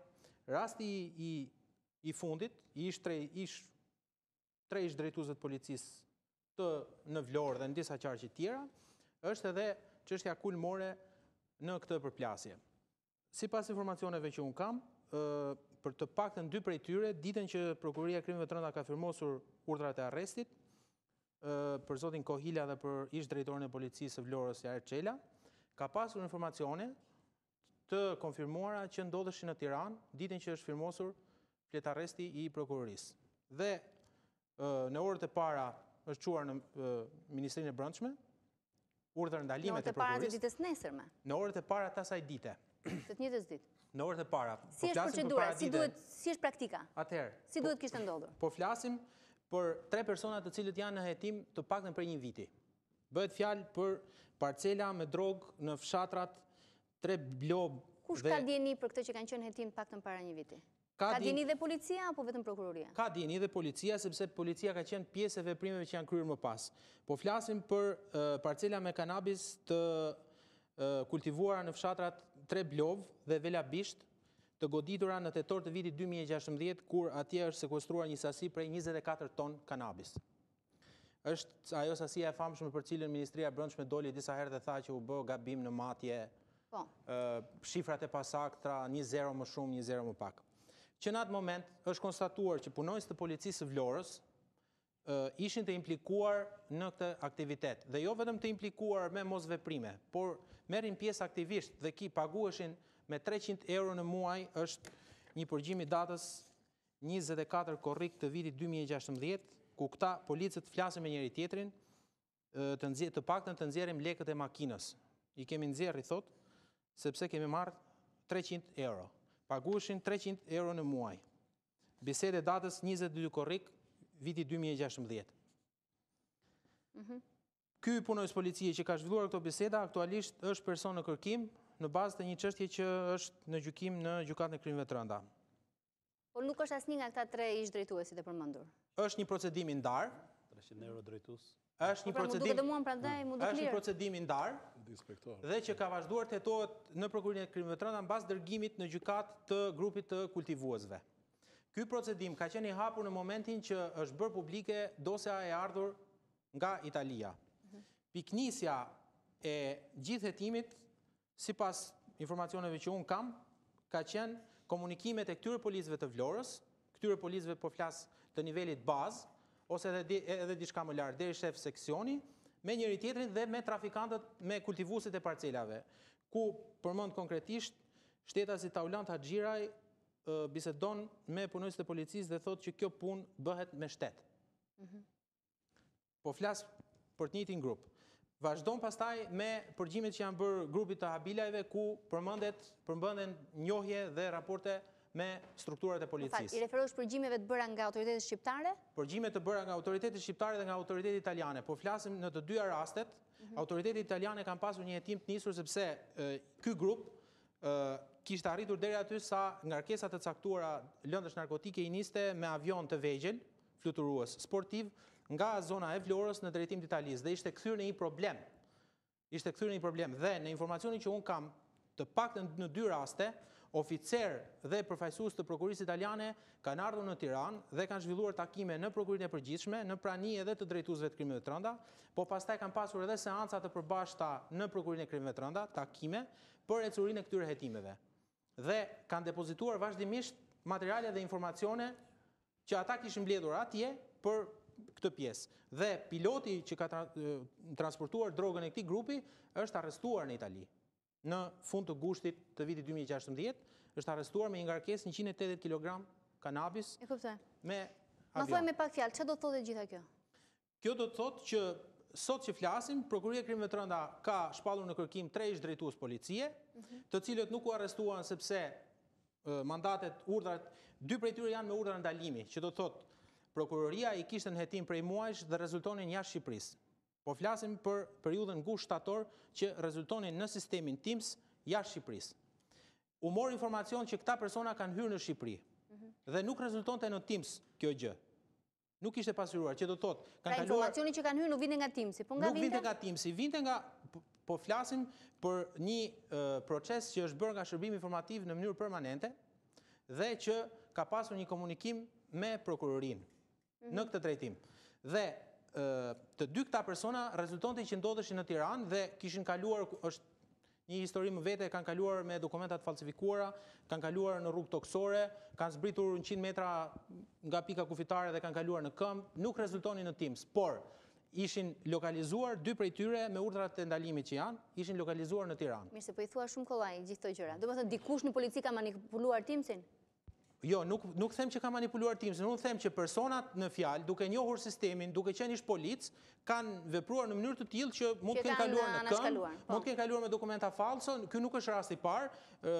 Rasti publik edhe avokati mund të ketë një rasti i zotit Froku që rezultoi kaloi në mal të zi dhe u tha pastaj që sistemi atë ditë kishte defekt dhe u mbajtën në letër dhe harruam të hedhim nga letra në sistem. Ka mënyra nga më të ndryshmet, por po them, ajo që konfirmohet zyrtarisht është që këta 2 persona, nuk flas për personin tjetër që është me vendim gjykate, Sokol Boden, ish shefin e policisë Dërmiut, ai është me vendim gjykate. Ndërsa 2 të tjerët janë me urdhër ndalimi nga prokuria dhe urdhrat e ndalimit, edhe avokati mund ta shpjegoj, janë veprime që prokuria i bën në kushtet e nxitimit të urgjencës. Pra mund të më iki ky person dhe unë duhet ta ndaloj. Dhe nuk janë urdhra arresti. Ai Kush është tjetër në dieni përveç policisë për këtë hetim prokurorisë? Po. Si policia i ka hequr nga vetja. Sa herë që gjykata e krimeve të rënda jep vendim arresti në mungesë, ekzekutimi i tyre merret përsipër nga oficerët e policisë gjyqësore pranë prokurorisë për krime të rënda, nëse kemi të bëjmë me një person që është pjesëtar i forcave të policisë, zbatimi i këtij vendimi do të merret nga SHQB-ja, domethënë nga kontrolli i brendshëm. Në të rast ata s'kan qenë gjithmonë në raste të ndalimit, shoqërimit apo arrestimit me vendim gjykate të këtyre që janë subjekt të forcave të policisë, gjithmonë ka një koordinim të punën ndërmjet prokurorisë së krimeve të rënda dhe SHQB-s, si e ka emrin kë kontrollit të brendshëm. SHQB. Janë pikërisht këto 2 institucione që janë garant dhe për arrestimin dhe për zbatimin e vendimit gjykate apo për rrjedhjen e informacionit. Nuk mund ta di asnjë gazetar, nuk mund ta di asnjë avokat sepse nuk merr pjesë as avokati as i panderur. Bëhet vetëm një seancë formale për zbatimin e kësaj mase sigurimi, në rast se iniciative të ngutshme që nuk pret, atëherë konform në 253 Kodit Procedurës Penale, prokurori nxjerr urdhrin e ndalimit, i cili më pas kalon për lishmëri në atë. Por ajo që unë duhet të sqaroj është moskapja e 3 punonjësve të policisë apo drejtuesve nuk i përjashton ata nga përgjegjësia penale. Ky është gabimi më i madh që kemi neve në kashi këtyre probleme që janë shumë të preta. Mosbatimi i vendimit është një problem. Por kjo nuk do të thotë që këta persona, edhe pse tash janë në drejtim të paditur, ti ke shpëtuar hetimit, sepse hetimi do të vazhdoj. Ne kemi një nen në Kushtetutën e Republikës Shqipërisë, që është neni 31, ku është një drejt e çdo personi të dëgjohet përpara se të gjykohet. Na kynen nuk përfiton personi që i fshihet drejtësisë, po që do të thotë që drejtësia shqiptare vepron ndaj personave dhe në mungesë të tyre. Pra nuk do të thotë që u larguan këta dhe i shpëtuan ndjekjes penale apo gjykimi. Madje unë do t'i bëja thirrje edhe nëpërmjet studies. Të tre punonjësit e policisë do të jenë më mirë të vedorëzohen për të sqaruar pozitën e tyre procedurale, se sa të vazhdojë jetimi apo gjykimi në mungesë, nëse kemi për të ecur në drejtim të pafajësisë, janë ata të cilët do të provojnë pafajësinë. Nëse do të kemi një mas të butë të dënimi, është më mirë të jetë i pranishëm në një proces gjyqësor, por nëse nuk do të jetë i pranishëm sepse i fshihet drejtësisë, atëherë janë masa ose rrethana rënduese që do të jenë kundër atyre. Unë mendoj që prishja e këtyre raporteve, sidomos në subjekte të posaçëm, që janë forcat e policisë, nuk i shërben goditjes së krimit. Jemi në një moment të cilat ajo që ne nisëm fillimisht me prokurorin e përgjithshëm ose mungesën e institucioneve, po e degradon luftën, po e degradon mosbatimin e ligjit, sepse një vendim gjykate ku nuk ka efekte që të shkojë të zbatohet, ngelet vetëm letër, nuk është më vendim gjykate. Pra zbatimi i vendimit gjykate çon drejtësinë në vendin e duhur. Prandaj mendoj që sa më shpejt ngritja e institucioneve, të i kemi një bashkëveprim dhe një bashkëpunim të gjitha institucioneve, që edhe ky qytetar nesër që shpreson në këtë reformë drejtësi, të jetë më afër realitetit që kjo reformë drejtësi të prodhojë efektet e saj juridike. Meqense jemi në këtë pjesë dhe emrat që janë përfolur për këtë çështje, emisioni ynë ka kontaktuar me deputeten e Partisë Socialiste, ish zëvendës ministren Elona Gjebrea, për ta pyetur mbi informacionet që kanë dalë në media mbi përmendjen e emrit të saj apo daljen në Teams të emrit të zonjës Gjebrea, të përmendur pra në dosjen Habilaj. Ajo na ka dhënë një qendrim të saj, madje ka paralajmëruar dhe një zhvillim që do të ketë nesër. Ta ndjekim reagimin dhe rikthehemi në studio. Në punën time si zëvendës ministre e punëve të brendshme, si në çdo detyrë tjetër të kryer dhe në përmbushje nga ana ime, kam respektuar e respektoj maksimalisht ligjet e shtetit e rregullat më të larta të moralit ton shoqëror. Përpjekjet për të baltosur politikisht emrin tim e të familjes marrin shkas nga asgjëja e kundërligjshme në veprimet e mia, mplekse në mënyrë spekulative nga çështjet penale të telekomanduara, e shiten mediatikisht të transformuara në vërtetësi për çdo përfitim të kundërve të mi. E njoh të drejtën e prokurorisë e tagrin e saj procedues dhe nëse interesi çdo hetimi ka nevojë për fakte të ditura prej meje, mbetem e gatshme të paraqitem në çdo kohë. Biles do kërkoj që nesër të paraqitem vullnetarisht në prokurori e të dëshmojnë interesin tim dhe të publikut, por ngjizja e një gënjeshtre si kjo është përndar në komunikimet e hapura e të fshehura të përfaqësuesve të Partisë Demokratike, përgjoja lidhje të mia me të dyshuar për vepra të rënda penale siç janë Habilajt e grupi i tyre, meriton një përgjigje të drejtë për drejtë dhe të qartë nga unë. Asgjë s'më lidh me këta e të tjerë subjekte të proceduar brenda apo jashtë vendit. Sulmet për bashkëshortin po ashtu janë përpjekje për të më sulmuar mua dhe për të baltosur figurën time. Nuk është e vërtetë që nuk ka kaluar testin e dekriminalizimit siç thuhet në media, dhe kjo është lehtësisht e verifikueshme nëpërmjet organeve ligjzbatuese. Bashkëshorti im ka 25 vite punë eksperiencë si ekspert ndërkombëtar me kompani e organizma prestigjioze në shumë vende të botës, si Europa, Afrika, Azi e të tjerë. Kjo do të thotë dhe verifikim të figurës së tij morale dhe profesionale. Ky ka qenë reagimi i deputetit të Partisë Socialiste Elona Gjebrea për emisionin Tonight, ku thekson se që nesër do të kërkojë të paraqitet vullnetarisht në prokurori për të dhënë dëshminë e saj në interes të publikut. Ky ka qenë reagimi i zonjës Gjebrea.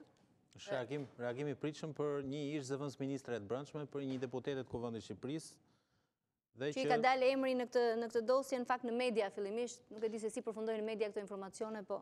Në fakt në këtë periudhë që po flasim, shumë gjëra janë transmetuar në media, shumë gjëra janë thënë, edhe është edhe një problematik që edhe institucionet që po veprojnë kanë raporte jo të formalizuara mirë me median. Pra, jepet një informacioni caktuar dhe thuhet që burimet policisë, por policia asnjëherë nuk e sqaron nëse kjo është zyrtare apo jo zyrtare.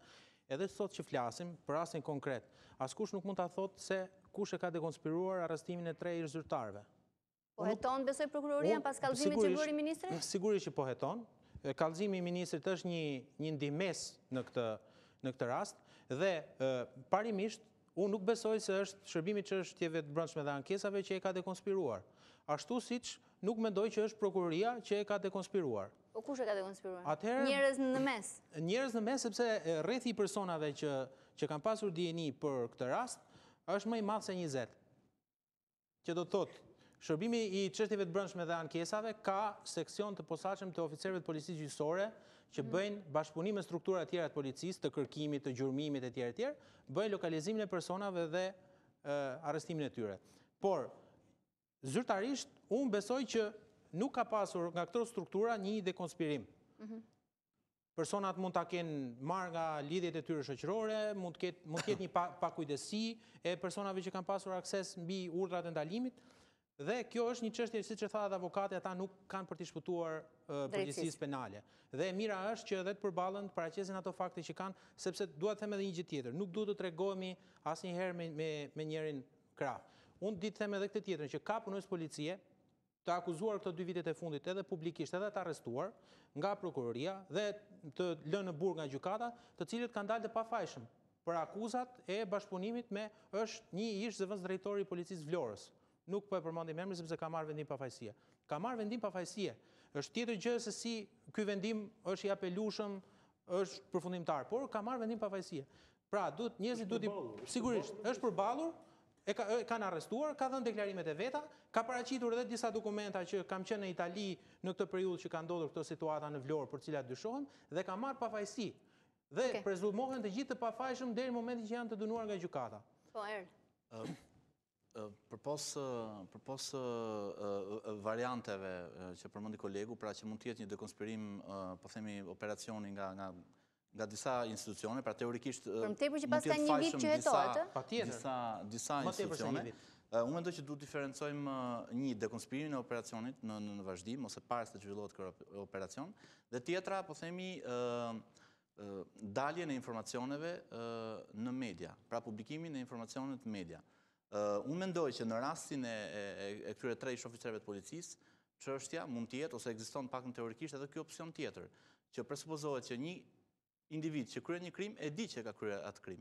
Pra dhe ikën, largohet. Në rastin konkret, nuk kemi të bëjmë me dekonspirim operacioni, unë e shoh që kjo është politike. Emrat e këtyre 3 individëve janë përmendur publikisht nga Partia Demokratike.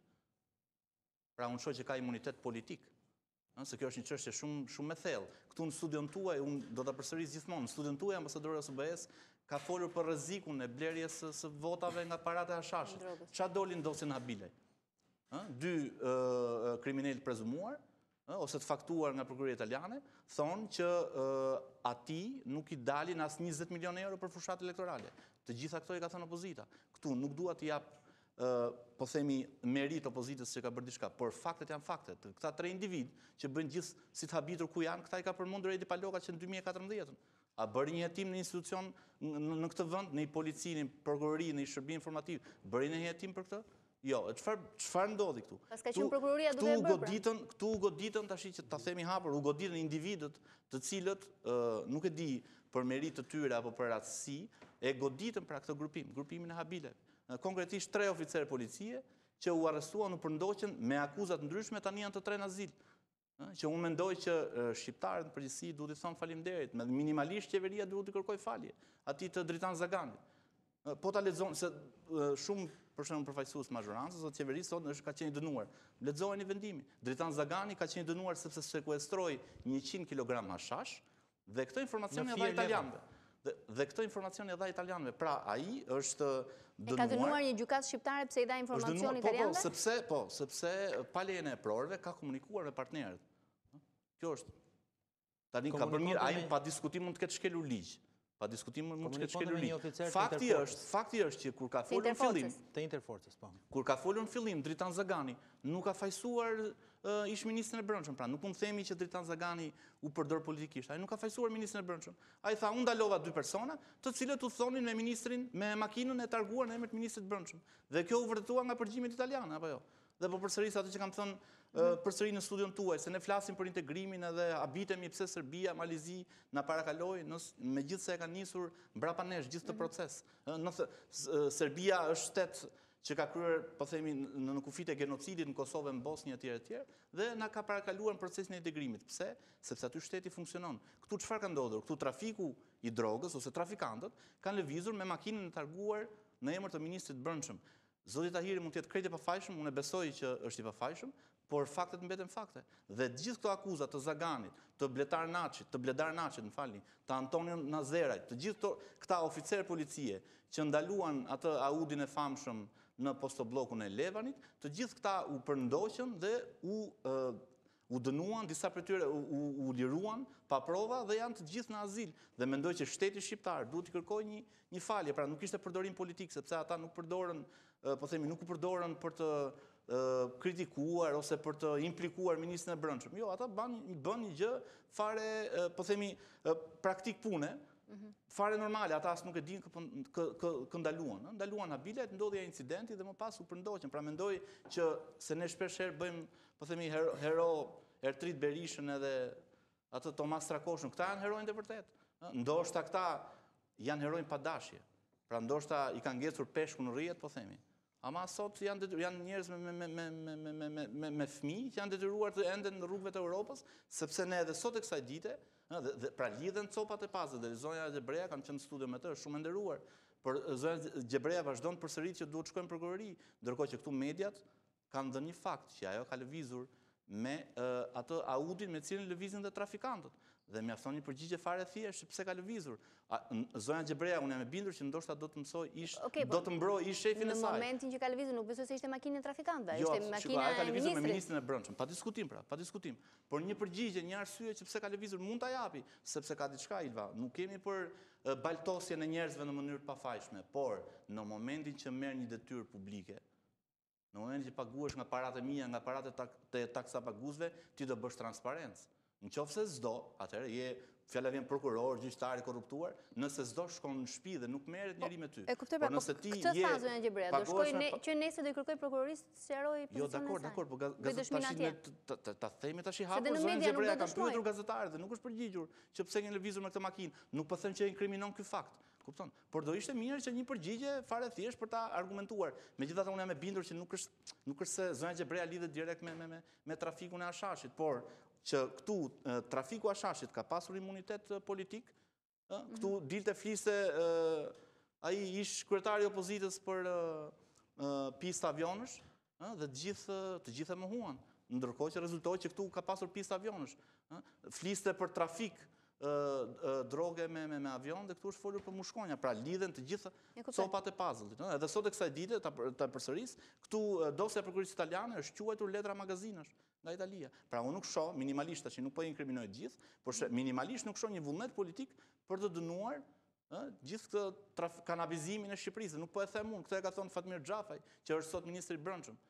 Shkoi në Shkodër dhe tha, foli për lazaratizimin e Shkodrës.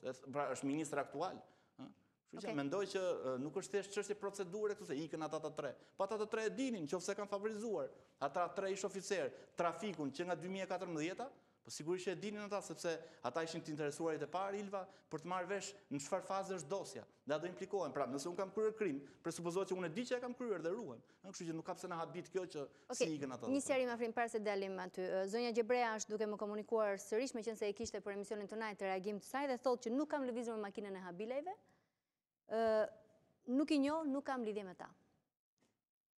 Qofse makina, po flasim për një makinë, pra për Audin që ka qenë targuar në emër të ministrit brendshëm, dakor, nuk ka asnjë kështu, do thjesht ky, domethënë, për të qenë sinqert, domethënë media, paktën mos gaboj Gazeta Panorama e ka shkruar për herë të parë që ministri i brendshëm dhe ministra e brendshme, më falni, zëvendës ministra e brendshme kanë lëvizur me këtë makinë Audi, kaq, nuk inkriminon asnjë, po duhet një përgjigje.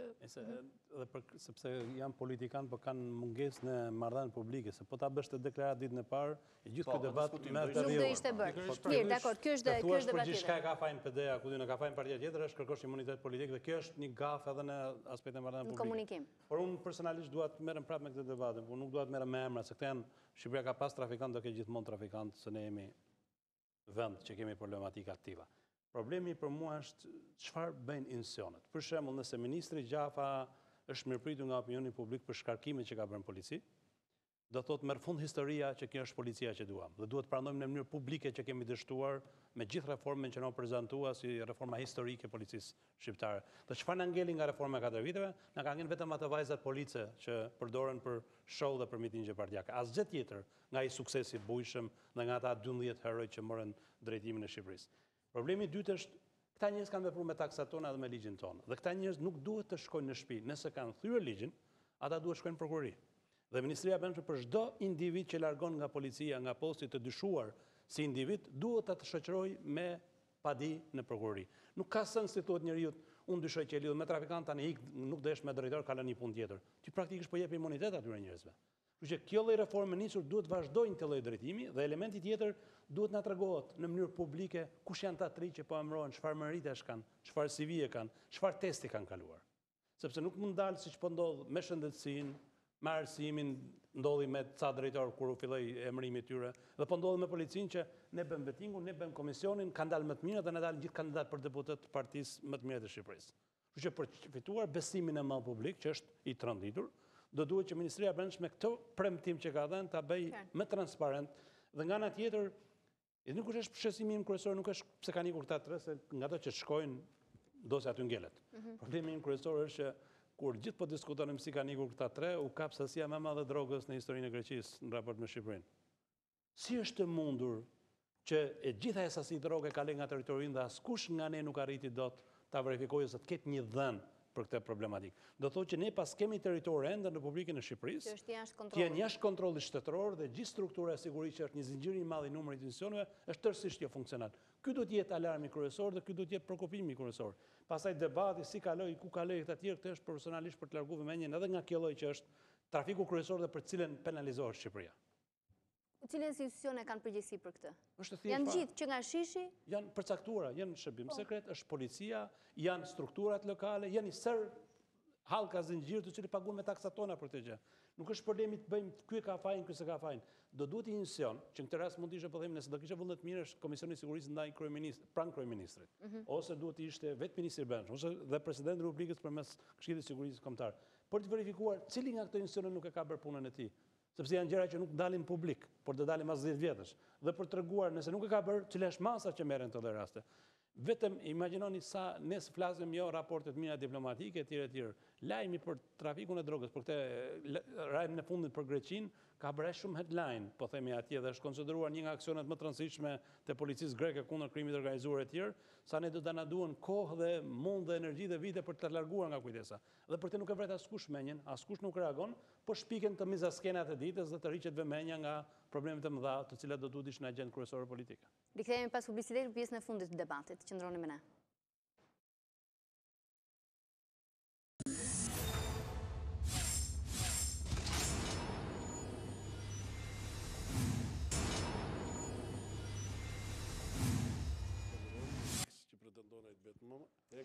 Okej, jemi rikthyer drejt për drejti. Do ta bësh publike këtë? Apo jo? Nuk i thua të gjitha, nuk i themi të gjitha. Jo, po bëjmë, po them në mënyrë kështu. Kush është shqetësimi i kohëve të fundit? Ne shohim përdorimin e medias nga prokuroria dhe policia. Ne shohim njerëz të medias të paguar prej tyre që përcjellin lajme në media, të cilat janë diversionet nga lajmet e vërteta. Paguar nga kush tani, se kjo dhe kjo është çështje për të garantuar. Unë personalisht nuk e kam problem ta them, janë paguara nga tre palët, edhe nga prokuroria, edhe nga gjykata, edhe nga njerëzit që akuzohen. A ka ligj për këtë që njerëz që nxjerrin informacionet e tilla duhet dënohen? Se nuk zbatohet ligji. Unë që jam avokat, marrja e akteve gjatë hetimit paraprake duhet të nështroj një deklaratë që këto akte do t'i di vetëm unë, jo pala. Sepse është nxjerrja e sekretë e hetimit është vepër penale dhe dënohet. Kurse në rastin konkret, edhe vetë gazetaria, se unë e mbështes profesorin, vetë gazetaria sot ka kaluar atë stadin e vetë, nga që nuk ka një kod etik, ka kaluar që të bëj interpretim, po ka kaluar në rolin e dëshmimtare, që unë di, unë kam mësuar, unë di. Në që ose ti di një sekret hetimor, e para njerë ti vetë inkriminohesh në një vepër penale, dhe e dyta, në që ose di, ti duhet ta tregosh në institucionin e duhur, po jo të darësh publikisht që ti di një fakt që e ke mësuar nga një prokuror ose nga një burim i sigurt që është prokuroria. Si nuk reagon prokuroria kur i dalin deklaratat të tilla? Kush duhet të reagojë në këtë? Mbas edhe i servirëve. Pjesë e lojës. Mbas e nxjerr vet. Pjesë e lojës. Është më tepër çështje e një metodologjie pune që ata kanë ndjekur, e gjykojnë të arsyeshme që çdo lloj, të paktën nga eksperienca flasë, nuk mund të në një provincë të caktuar. Asnjë gazetar nuk mund të arrijë dot në një prokurori të një rreti, qoftë Lushnja, Fieri, Vlora, pse ndodhi vetëm në Tiranë. Sepse këtu është vatra më e nxehtë. Të shkoj një gazetar në Prokurorinë e Sarandës, në Prokurorinë e Gjirokastrës, në Prokurorinë e Shkodrës, për të marrë një informacion për një dosje të caktuar, asnjëherë nuk ka merr datë. Me gjithë respektin për gjithë parafolësit, mendoj krejt kundërt, mendoj shoqëri që është media, që nxjerr, po themi, dosje dhe për të qenë sinqert, unë e di që në gjithë botën kjo është praktik. Vetëm ka një rrezik që mund t'ikin këta ish drejtorët, ka një rrezik dekonspirimi. Unë mendoj atë që thashë, nuk ikën ata nga dos, nuk ikën ata sepse i doli emri një politikan. Tani, po mos ishte media, dosja për abuzimet me rrugën Durrës Kukës, për shembull, që ishte abuzim miliarda euro, nuk ishte dalë kurrë dhe nuk kishte asnjë, po themi, asnjë hap do kishte hedhur institucionet drejtësisë, nëse do ishte bërë publike, do ishte bërë zhurmë e madhe, se kjo është në një farë mënyrë fitonte, po themi, imunitet. Po këtu media dhe mund të përmend vjetra raste. Duhet përmend një rast që ishte i gazetës shqiptare. Pra, nëse ne do kishim shkuar me muaj të tërë për çështjen e paktit detar, absolutisht që gjykata kushtetuese nuk do kishte bërë asgjë për këtë pikë. Pra kjo çështje u bë publike nga media, marrëveshje pakti detar, pakti famkeq detar, që i hiqte Shqipërisë 350 kilometra katror territor. Italia u investu shumë për të na ndihmuar për ta bërë publike. E thua me ironi këtë? Jo, absolutisht, e vërtet. Jo, unë mund të them që nuk e di për gazetën, po di që është investuar shumë, pa diskutim. Është investuar shumë për ta bërë publike. Tani kjo është një çështje që ka dalë për herë të parë në gazetën shqiptare, nga gazetari Tedi Blush, i cili e ka marrë vetë dhe ironia është që marrëveshjen e mori në fakt vetë nga qeveria e atëhershme, e cila e dha, e shiti këtë dokument që ishte në sekret, sepse ishin koordinatat, edhe i bërë një dekriptim, po themi, Myslim Pasha, Koloneli, etj. Dakord, jam në të rast, po kur çështja është në hetim, dakord, ky rast është shembull tipik i investigimit të gazetarisë. Gërdeci, merrni Gërdeci. Po kur çështja është në hetim? Rasti, shiko, nuk bëhet se edhe para forcave të nderuara nuk thanë vetëm për ata të tre. Domethënë është e vërtetë që ne gazetarët e pranojnë domethënë që shpeshherë nëpër studio egzagerojnë, për hir të protagonizmit, tani ne mund ta themi hapur këtë, domethënë për të qenë protagonistë edhe hedhin dhe pista, për shembull, fal, vetëm për vrasjen e po themi bakerit të nderuar Tan Santo janë hedhur, po dëgjosh kolegët e mi, kanë hedhur 10 pista, gjë që në fakt është te kalon pra drejtën e tyre, sepse po të hedhësh si gazetar 10 pista, ti e keq drejton opinionin publik. Por nga ana tjetër, e mira publike që ka dalja e këtij informacioni, në rastin e Gërdecit do ishte mbyllur ashtu. Ndërkohë që gjithë gazetat, po themi televizionit, u morën në këtë çështje dhe u zbulua që ishte një aferë e trafikut të armëve. Jo, ke drejt, por ne po flisim për gjë tjetër, për pistat që hidhen për devijuar qeshen. Jo për zbulimin e skandalit. Janë dy gjëra ndryshme. Pra, ideja është, jam shumë dakord me investigimin e marrëveshjeve, po të dosjeve ti nuk i investigon dot dosje. Dosjet ti japin në prokurorët ose dikush aty afër atyre, se nuk mund të investigosh si gazetar dosjen. Dosjen e prokurorisë Katanës, kush e nxori? Nxori mediat tona, kush e dha? Edhe prokuroria e Katanës, se çfarë do bëjmë? Do akuzojmë prokurinë e Katanës se dha këtë dosje. Dosjen e ka nxjerr opozita. Jo, nxori Top Channel. Dosjen e ka nxjerr Top Channel. Domethënë në disa orë më mbrapa e nxori opozita, por në fillim e ka nxjerr ai televizion Top Channel. Nuk ka rëndësi. Domethënë këto dalin kudo, nuk është se dalin vetëm në Itali, nuk është se dalin vetëm në Shqipëri, dalin kudo. Për sa i përket atyre, po themi, kolegëve që të nxitur ndoshta, unë nuk kam informacion. Unë di po që ka gazetar kolegë të mi të korruptuar, të cilët paguhen nga partitë politike. Po, dhe kjo nuk është gjë e re për mua.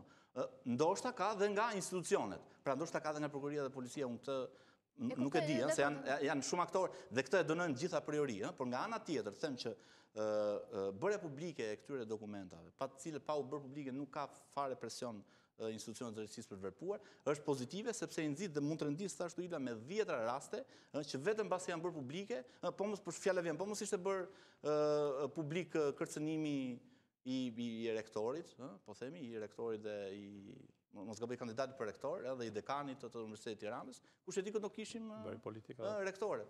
Okej, e bëri Berisha, më të eri morën media, pra unë mendoj që është pozitive. Pavarësisht qëllimit, sepse bëhen publike, e rëndësishme që bëhen publike. Kur bëhen nga palet në konflikt, është e rrezikshme. Rëndësi ka që të mos keq drejtosh me dashje publikun, dhe këtu jam dakord me kolegun që nëse ka gazetar paguar, absolutisht janë për të dënuar. Por nga ana tjetër, edhe ne po flasim këtu dhe në një farë mënyrë, edhe ne kemi nxjerr, po themi, sekrete, siç ishte ai që tham për numrin e 23 prokurorëve, po themi, që kanë kaluar vetim, në fund është detyra jonë.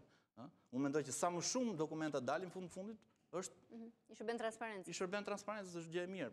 Ajo që edhe unë e dënoj dhe i bashkojmë kolegëve është kur me dashje, kolegët tanë keq drejtojnë ose kthehen, po themi, në vegla për të luftuar palën tjetër dhe edhe ky fenomen, për të qenë sinqert, ekziston. Nuk e di janë të paguar apo jo, po ekziston sepse ti sheh që po themi, fakti që, si që përmenda, për një rast t'i jep disa pista, do më thënë t'i je i pavërtet, se në fundit gazetari duhet jetë konkret. Nuk duhet rolin e dëshmitarit.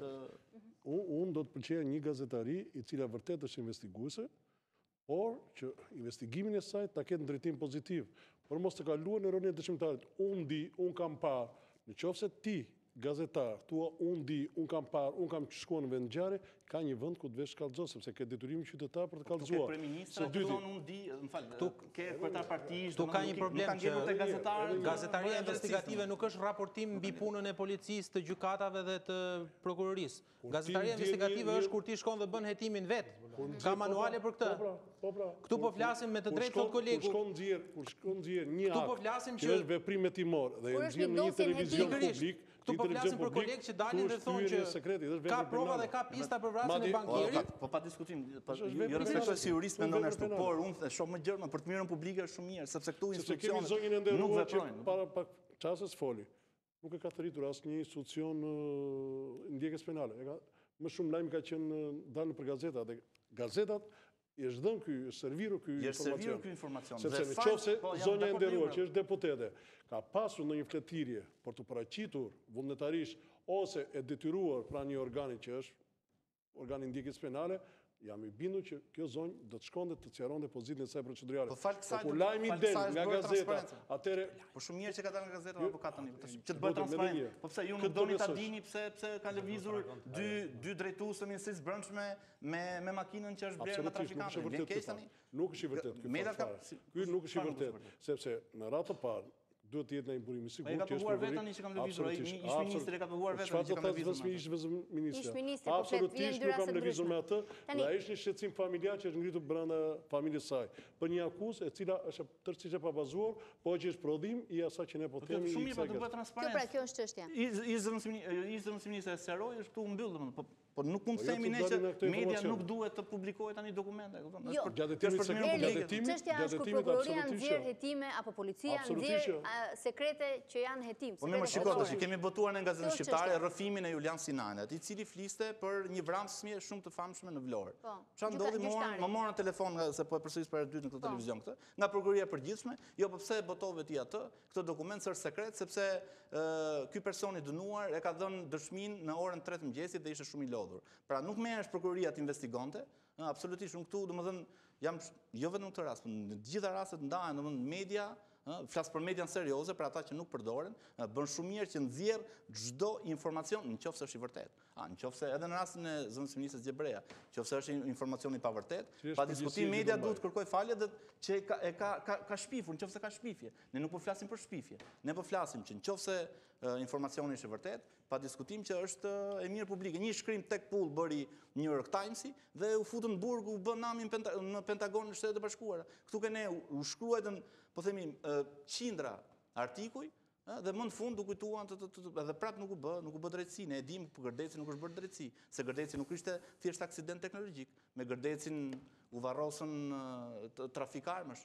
Dhe ne nga e morën vesh të, e morën nga New York Times, dhe po e përmend, po e përsëris bëri një shkrim tek pull dhe u vun lëvizje gjithë shteti. Këtu media duhet bëjnë me 10 shkrime, me 100 shkrime kemi bërë për paktin detar me Greqinë, po kjo është çështje kombëtare.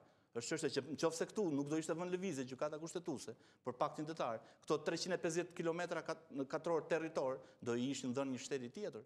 Ne kemi bërë, ne edhe kolegët tanë, 100 shkrime, pa diskutim që duhet dhe dora e politikës, dhe është ironia e rastit, bravo i qoftë Samir Tahirit dhe Ervin Bushatit që në emër të Partisë Socialiste e çuan këtë çështje në gjykatën kushtetuese, dhe gjykata kushtetuese vendosi me unanimitet, po bëhet fjalë për territor, këtu bëhet fjalë se ikën 3 policë. Prandaj them që duhet dim të diferencojmë. Pra, pa diskutim që media ka mëkatet e veta, por kur vjen çështjet tek e mira publike, nuk mund të themi që media është në anën e të këqijve. E kuptoj. Rreziku që sjell mos bashkëpunimi dhe kush do ta zgjidhë këtë midis prokurorisë dhe policisë? Si rrugë institucionale ligjore, kush si duhet zgjidhur? Praktikat e vendeve të tjera. Kur kemi raste të mos funksionimit të institucioneve dhe ka një krizë, ka 2 mekanizma se si mund zgjidhet. E përsërita Këshilli i Sigurimit Kombëtar që Shqipëria nuk ka një rol të madh. Edhe për shkak sepse u mblodh mbaniment, u mblodh për Balilin Këshilli i Sigurimit Kombëtar dhe ç'a nxori asgjë. Që kur mlidhet të dështon, dëmtohet edhe imazhi. Por ka dhe një mekanizëm tjetër. Ne kemi një Komision Sigurisë në Parlament. Ai Komision Sigurisë do duhet ishte i përbër nga njerëz që e din që është koncepti sigurisë dhe së paku nuk janë rrezik për sigurinë kombëtare. Kurse Komisioni i Sigurisë është në një pjesë madhe, sidomos legjislaturën e kaluar, ka qenë vend kemi atë shprehjen e famshme një nga vendet më të pasigurta në Shqipëri. Nëse Komisioni i Sigurisë vepron me seancë mbyllur, i thret institucionet, konsultohet, merr informacionin që mund të jepet para deputetëve dhe kërkon një koordinim, e arrin të gjë dhe shumica e vendeve të botës me këtë gjë e bëjnë. Në Shqipëri kjo nuk funksionon. Nuk funksionon dhe për arsye thjesht, se nuk është çështja vetëm që aktor politik do nxjerrin media, sa normale që nxjerrin media, por nuk funksionon dhe për arsyen sepse institucionet në Shqipëri janë piramidale, do thotë të gjithë presin urdhë nga i pari, dhe nëse i pari thotë të ndodh kjo gjë, ndodh kjo gjë. Nëse i pari thotë afrimi është i pafajshëm, sikur të jetë kriminali më i madh i botës, e gjithë Shqipëria po themi që i përket atij ose pjesa e institucioneve që i përket atij mbron të njëjtën tezë. Dhe nuk ka një vullnet. Në këto kushte ku jemi, kush është i pari? I pari në kushtet aktuale është kryeministri i Shqipërisë. Çdo kryeministër. Se ne folim që parë për ndalimet, e mbani mend kur në Rinas policia shkoi për të arrestuar njerëz me kamera televizive dhe nuk zbatoi urdhën policia? Ju kujtohet? Ne kemi pas skenën kaluarën, pafund gjëra të tilla. Problemi është që mos kemi situata të tilla, duhet të ndryshojmë gjërat. Dhe përgjegjësia direkte është e kryeministrit për të lënë këto mizaskenat me show publike, patriotike që bën çdo ditë dhe për të ulur, për të marrë me organet e sigurisë të Shqipërisë. Kryeministri mbrojt duke thënë nuk e komandojën prokurorin e policisë. Jo, s'ka lidhje.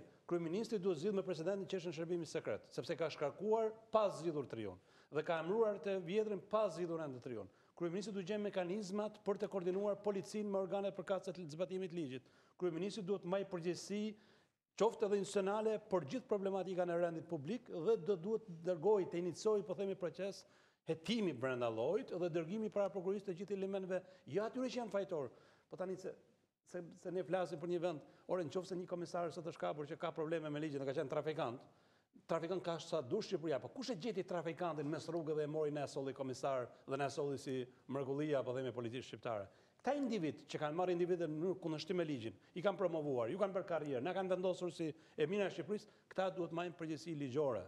Nëse kjo ndodh me një zyrtar të vogël, me një drejtor shkolle në Shqipëri, për një rast skandali, mësuesin e pushojmë drejtorin nga shkolla, kurse për ministra dhe për kryeministra, jo, këta janë pafajshëm, këta vetëm për këta deklarata.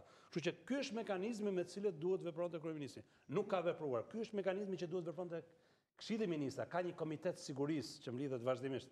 E mbledhim kur kemi një ftesë për NATO-n, në një ceremoni të tillë etj. Do duhet ta kishim vend në funksion.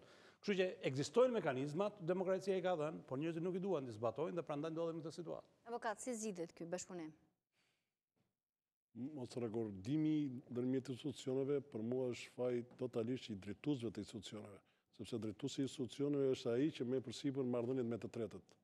Qoftë drejtuesi i Ministrisë së Brendshme, drejtuesi i Prokurorisë së Përgjithshme, dhe janë pikërisht këto dy institucione nëse do mirë funksionojnë, atëherë do të kemi dhe një gjykim tepër objektiv, por mos funksionimi i këtyre allkave, sidomos nga ana e drejtuesve, duke shkuar deri në bazë, na sill të anomali.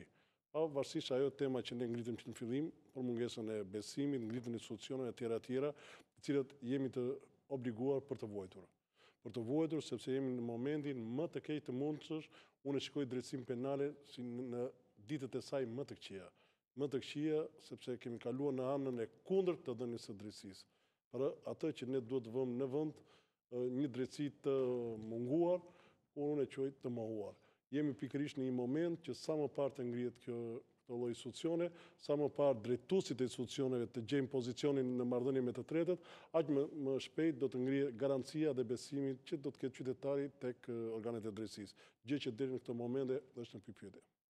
E sheh si një mjegull përkohshme apo të qëllimshme më Nuk e di sa vazhdon kjo mjegull, sepse mjegulla është e përkohshme, po deri në këtë moment nuk e di. Sigur ka kohë që na rrim Kriza mandatit dytë.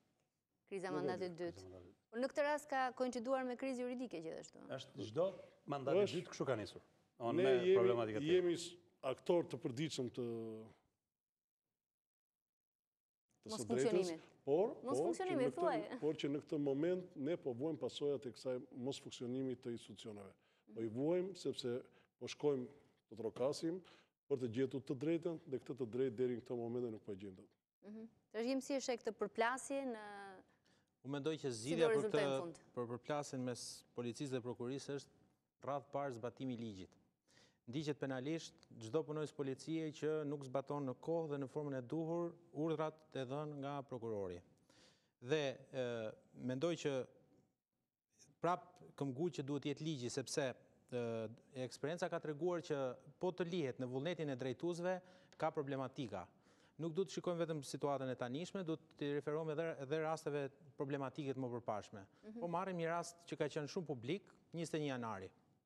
Ishte në krye të Prokurisë Përgjithshme zonja Ina Rama dhe në drejtimin e policisë shtetit ishte zoti Hysni Burgaj. Të dy këta persona, po të marrim aspektin ligjor, detyrat dhe detyrimet e tyre i kishin shumë të qarta, por për 11 ditë me radhë, urdhrat e arrestit për efektivat e Gardës Republikës nuk u zbatuan. Unë mendoj që politika duhet të lërë policinë e shtetit të punoj dhe po ashtu politika duhet të tërhiqet nga përpjekjet për të ndërhyrë dhe për të komanduar prokurorin. Kur thua politika, e kemi përgjithësi? Politika, majorancë, opozitë? Majorancë dhe opozitë, sepse jo pa qëllim solla një president të opozitës sotme. Fola për një kohë kur në qeverisje ishte opozita e sotme. Dhe kam qenë dëshmitar i faktit që ndërsa në publik transmetohej arrestimi i famshëm i gardistëve, në fakt gardistët u shoqëronin me makinat e policisë pa prangën në duar, sepse aq e lartë dhe aq e madhe ishte mbështetja. Dhe nga ana tjetër shikoja një presion të jashtëzakonshëm tek prokurorët. Ka dalë edhe publikisht me etiketime nga më të ndryshmet për prokuroren apo për prokurorët të tjerë, nga cili do drejtim politik që të vinë këto, për mendimin tim, janë të papranueshme dhe janë një presion i hapur dhe një tentativë për t'i kapur këto institucione. Për ta mbyllur, ç'ndodh javën tjetër, ç'mendon? Se institucionet nuk i përmirësojmë dot. Po prokurori i ri i përgjithshëm do caktohet, do krijohet në tepër ngërç më i madh, do gjendet një gjuhë mes palëve, si është? Një marrëveshje tjetër 17 dhjetori, si ajo 17 majit? Mendoj që kriza do vazhdoj, nuk përjashtohet një marrëveshje tjetër, sepse edhe në gjuhën politike të Lulzim Bashës, pavarësisht se ç'mendoj unë se si duhet bërë opozita, shoh mjaft moderim. Po dhe Tauland Balla ka që kemi qenë në këtë studio kur i bëri ftesë zotit Basha që të bashkëpunojnë. Nuk përjashtohet një tjetër takim për të ndarë tepsin, por për të bërë analogji me aktualitetin në rajon, domethënë është për të ardhur keq që Kosova, që është një shtet i ri, ka vetëm 8 vjet shtet, edhe drejtësia arreston një politikan të fuqishëm si Albin Shkurti, gjë që nuk është se është lajm i mirë, sepse pastaj është subjektive gjykimi i gjithë secilit, por fakti që ndodh kjo gjë, ne nuk ka ndodhur akoma. Te ne, edhe ngjarja e Elbasanit që u bën ngjarje e madhe, u arrestua roja e tregut. Domethënë ne, drejtësia jonë, në këto 26 vite pluralizëm, rojen e tregut mund të arrestoj. Kosova ka 8 vjet shtet, dhe nuk është çudi që në të ardhmen ta parakaloj edhe në gjithë të proces që parashikohet të maraton të integrimit të vendit, sepse ka treguar që shtet institucionet funksionojnë më mirë se në Shqipëri. Unë prapë besoj që do ketë po themi komunikim informal midis palëve dhe jam i bindur që do ketë presion të madh ndërkombëtar dhe informal apo ambasadorial. Ka i problem në çështjen e reformës drejtësi, ku bëhet fjalë për individ që mund t'i ngacmojë dosjet e politikanëve, liderit politik kanë interes të dërgojnë njerëz të tyre për të marrë vesh.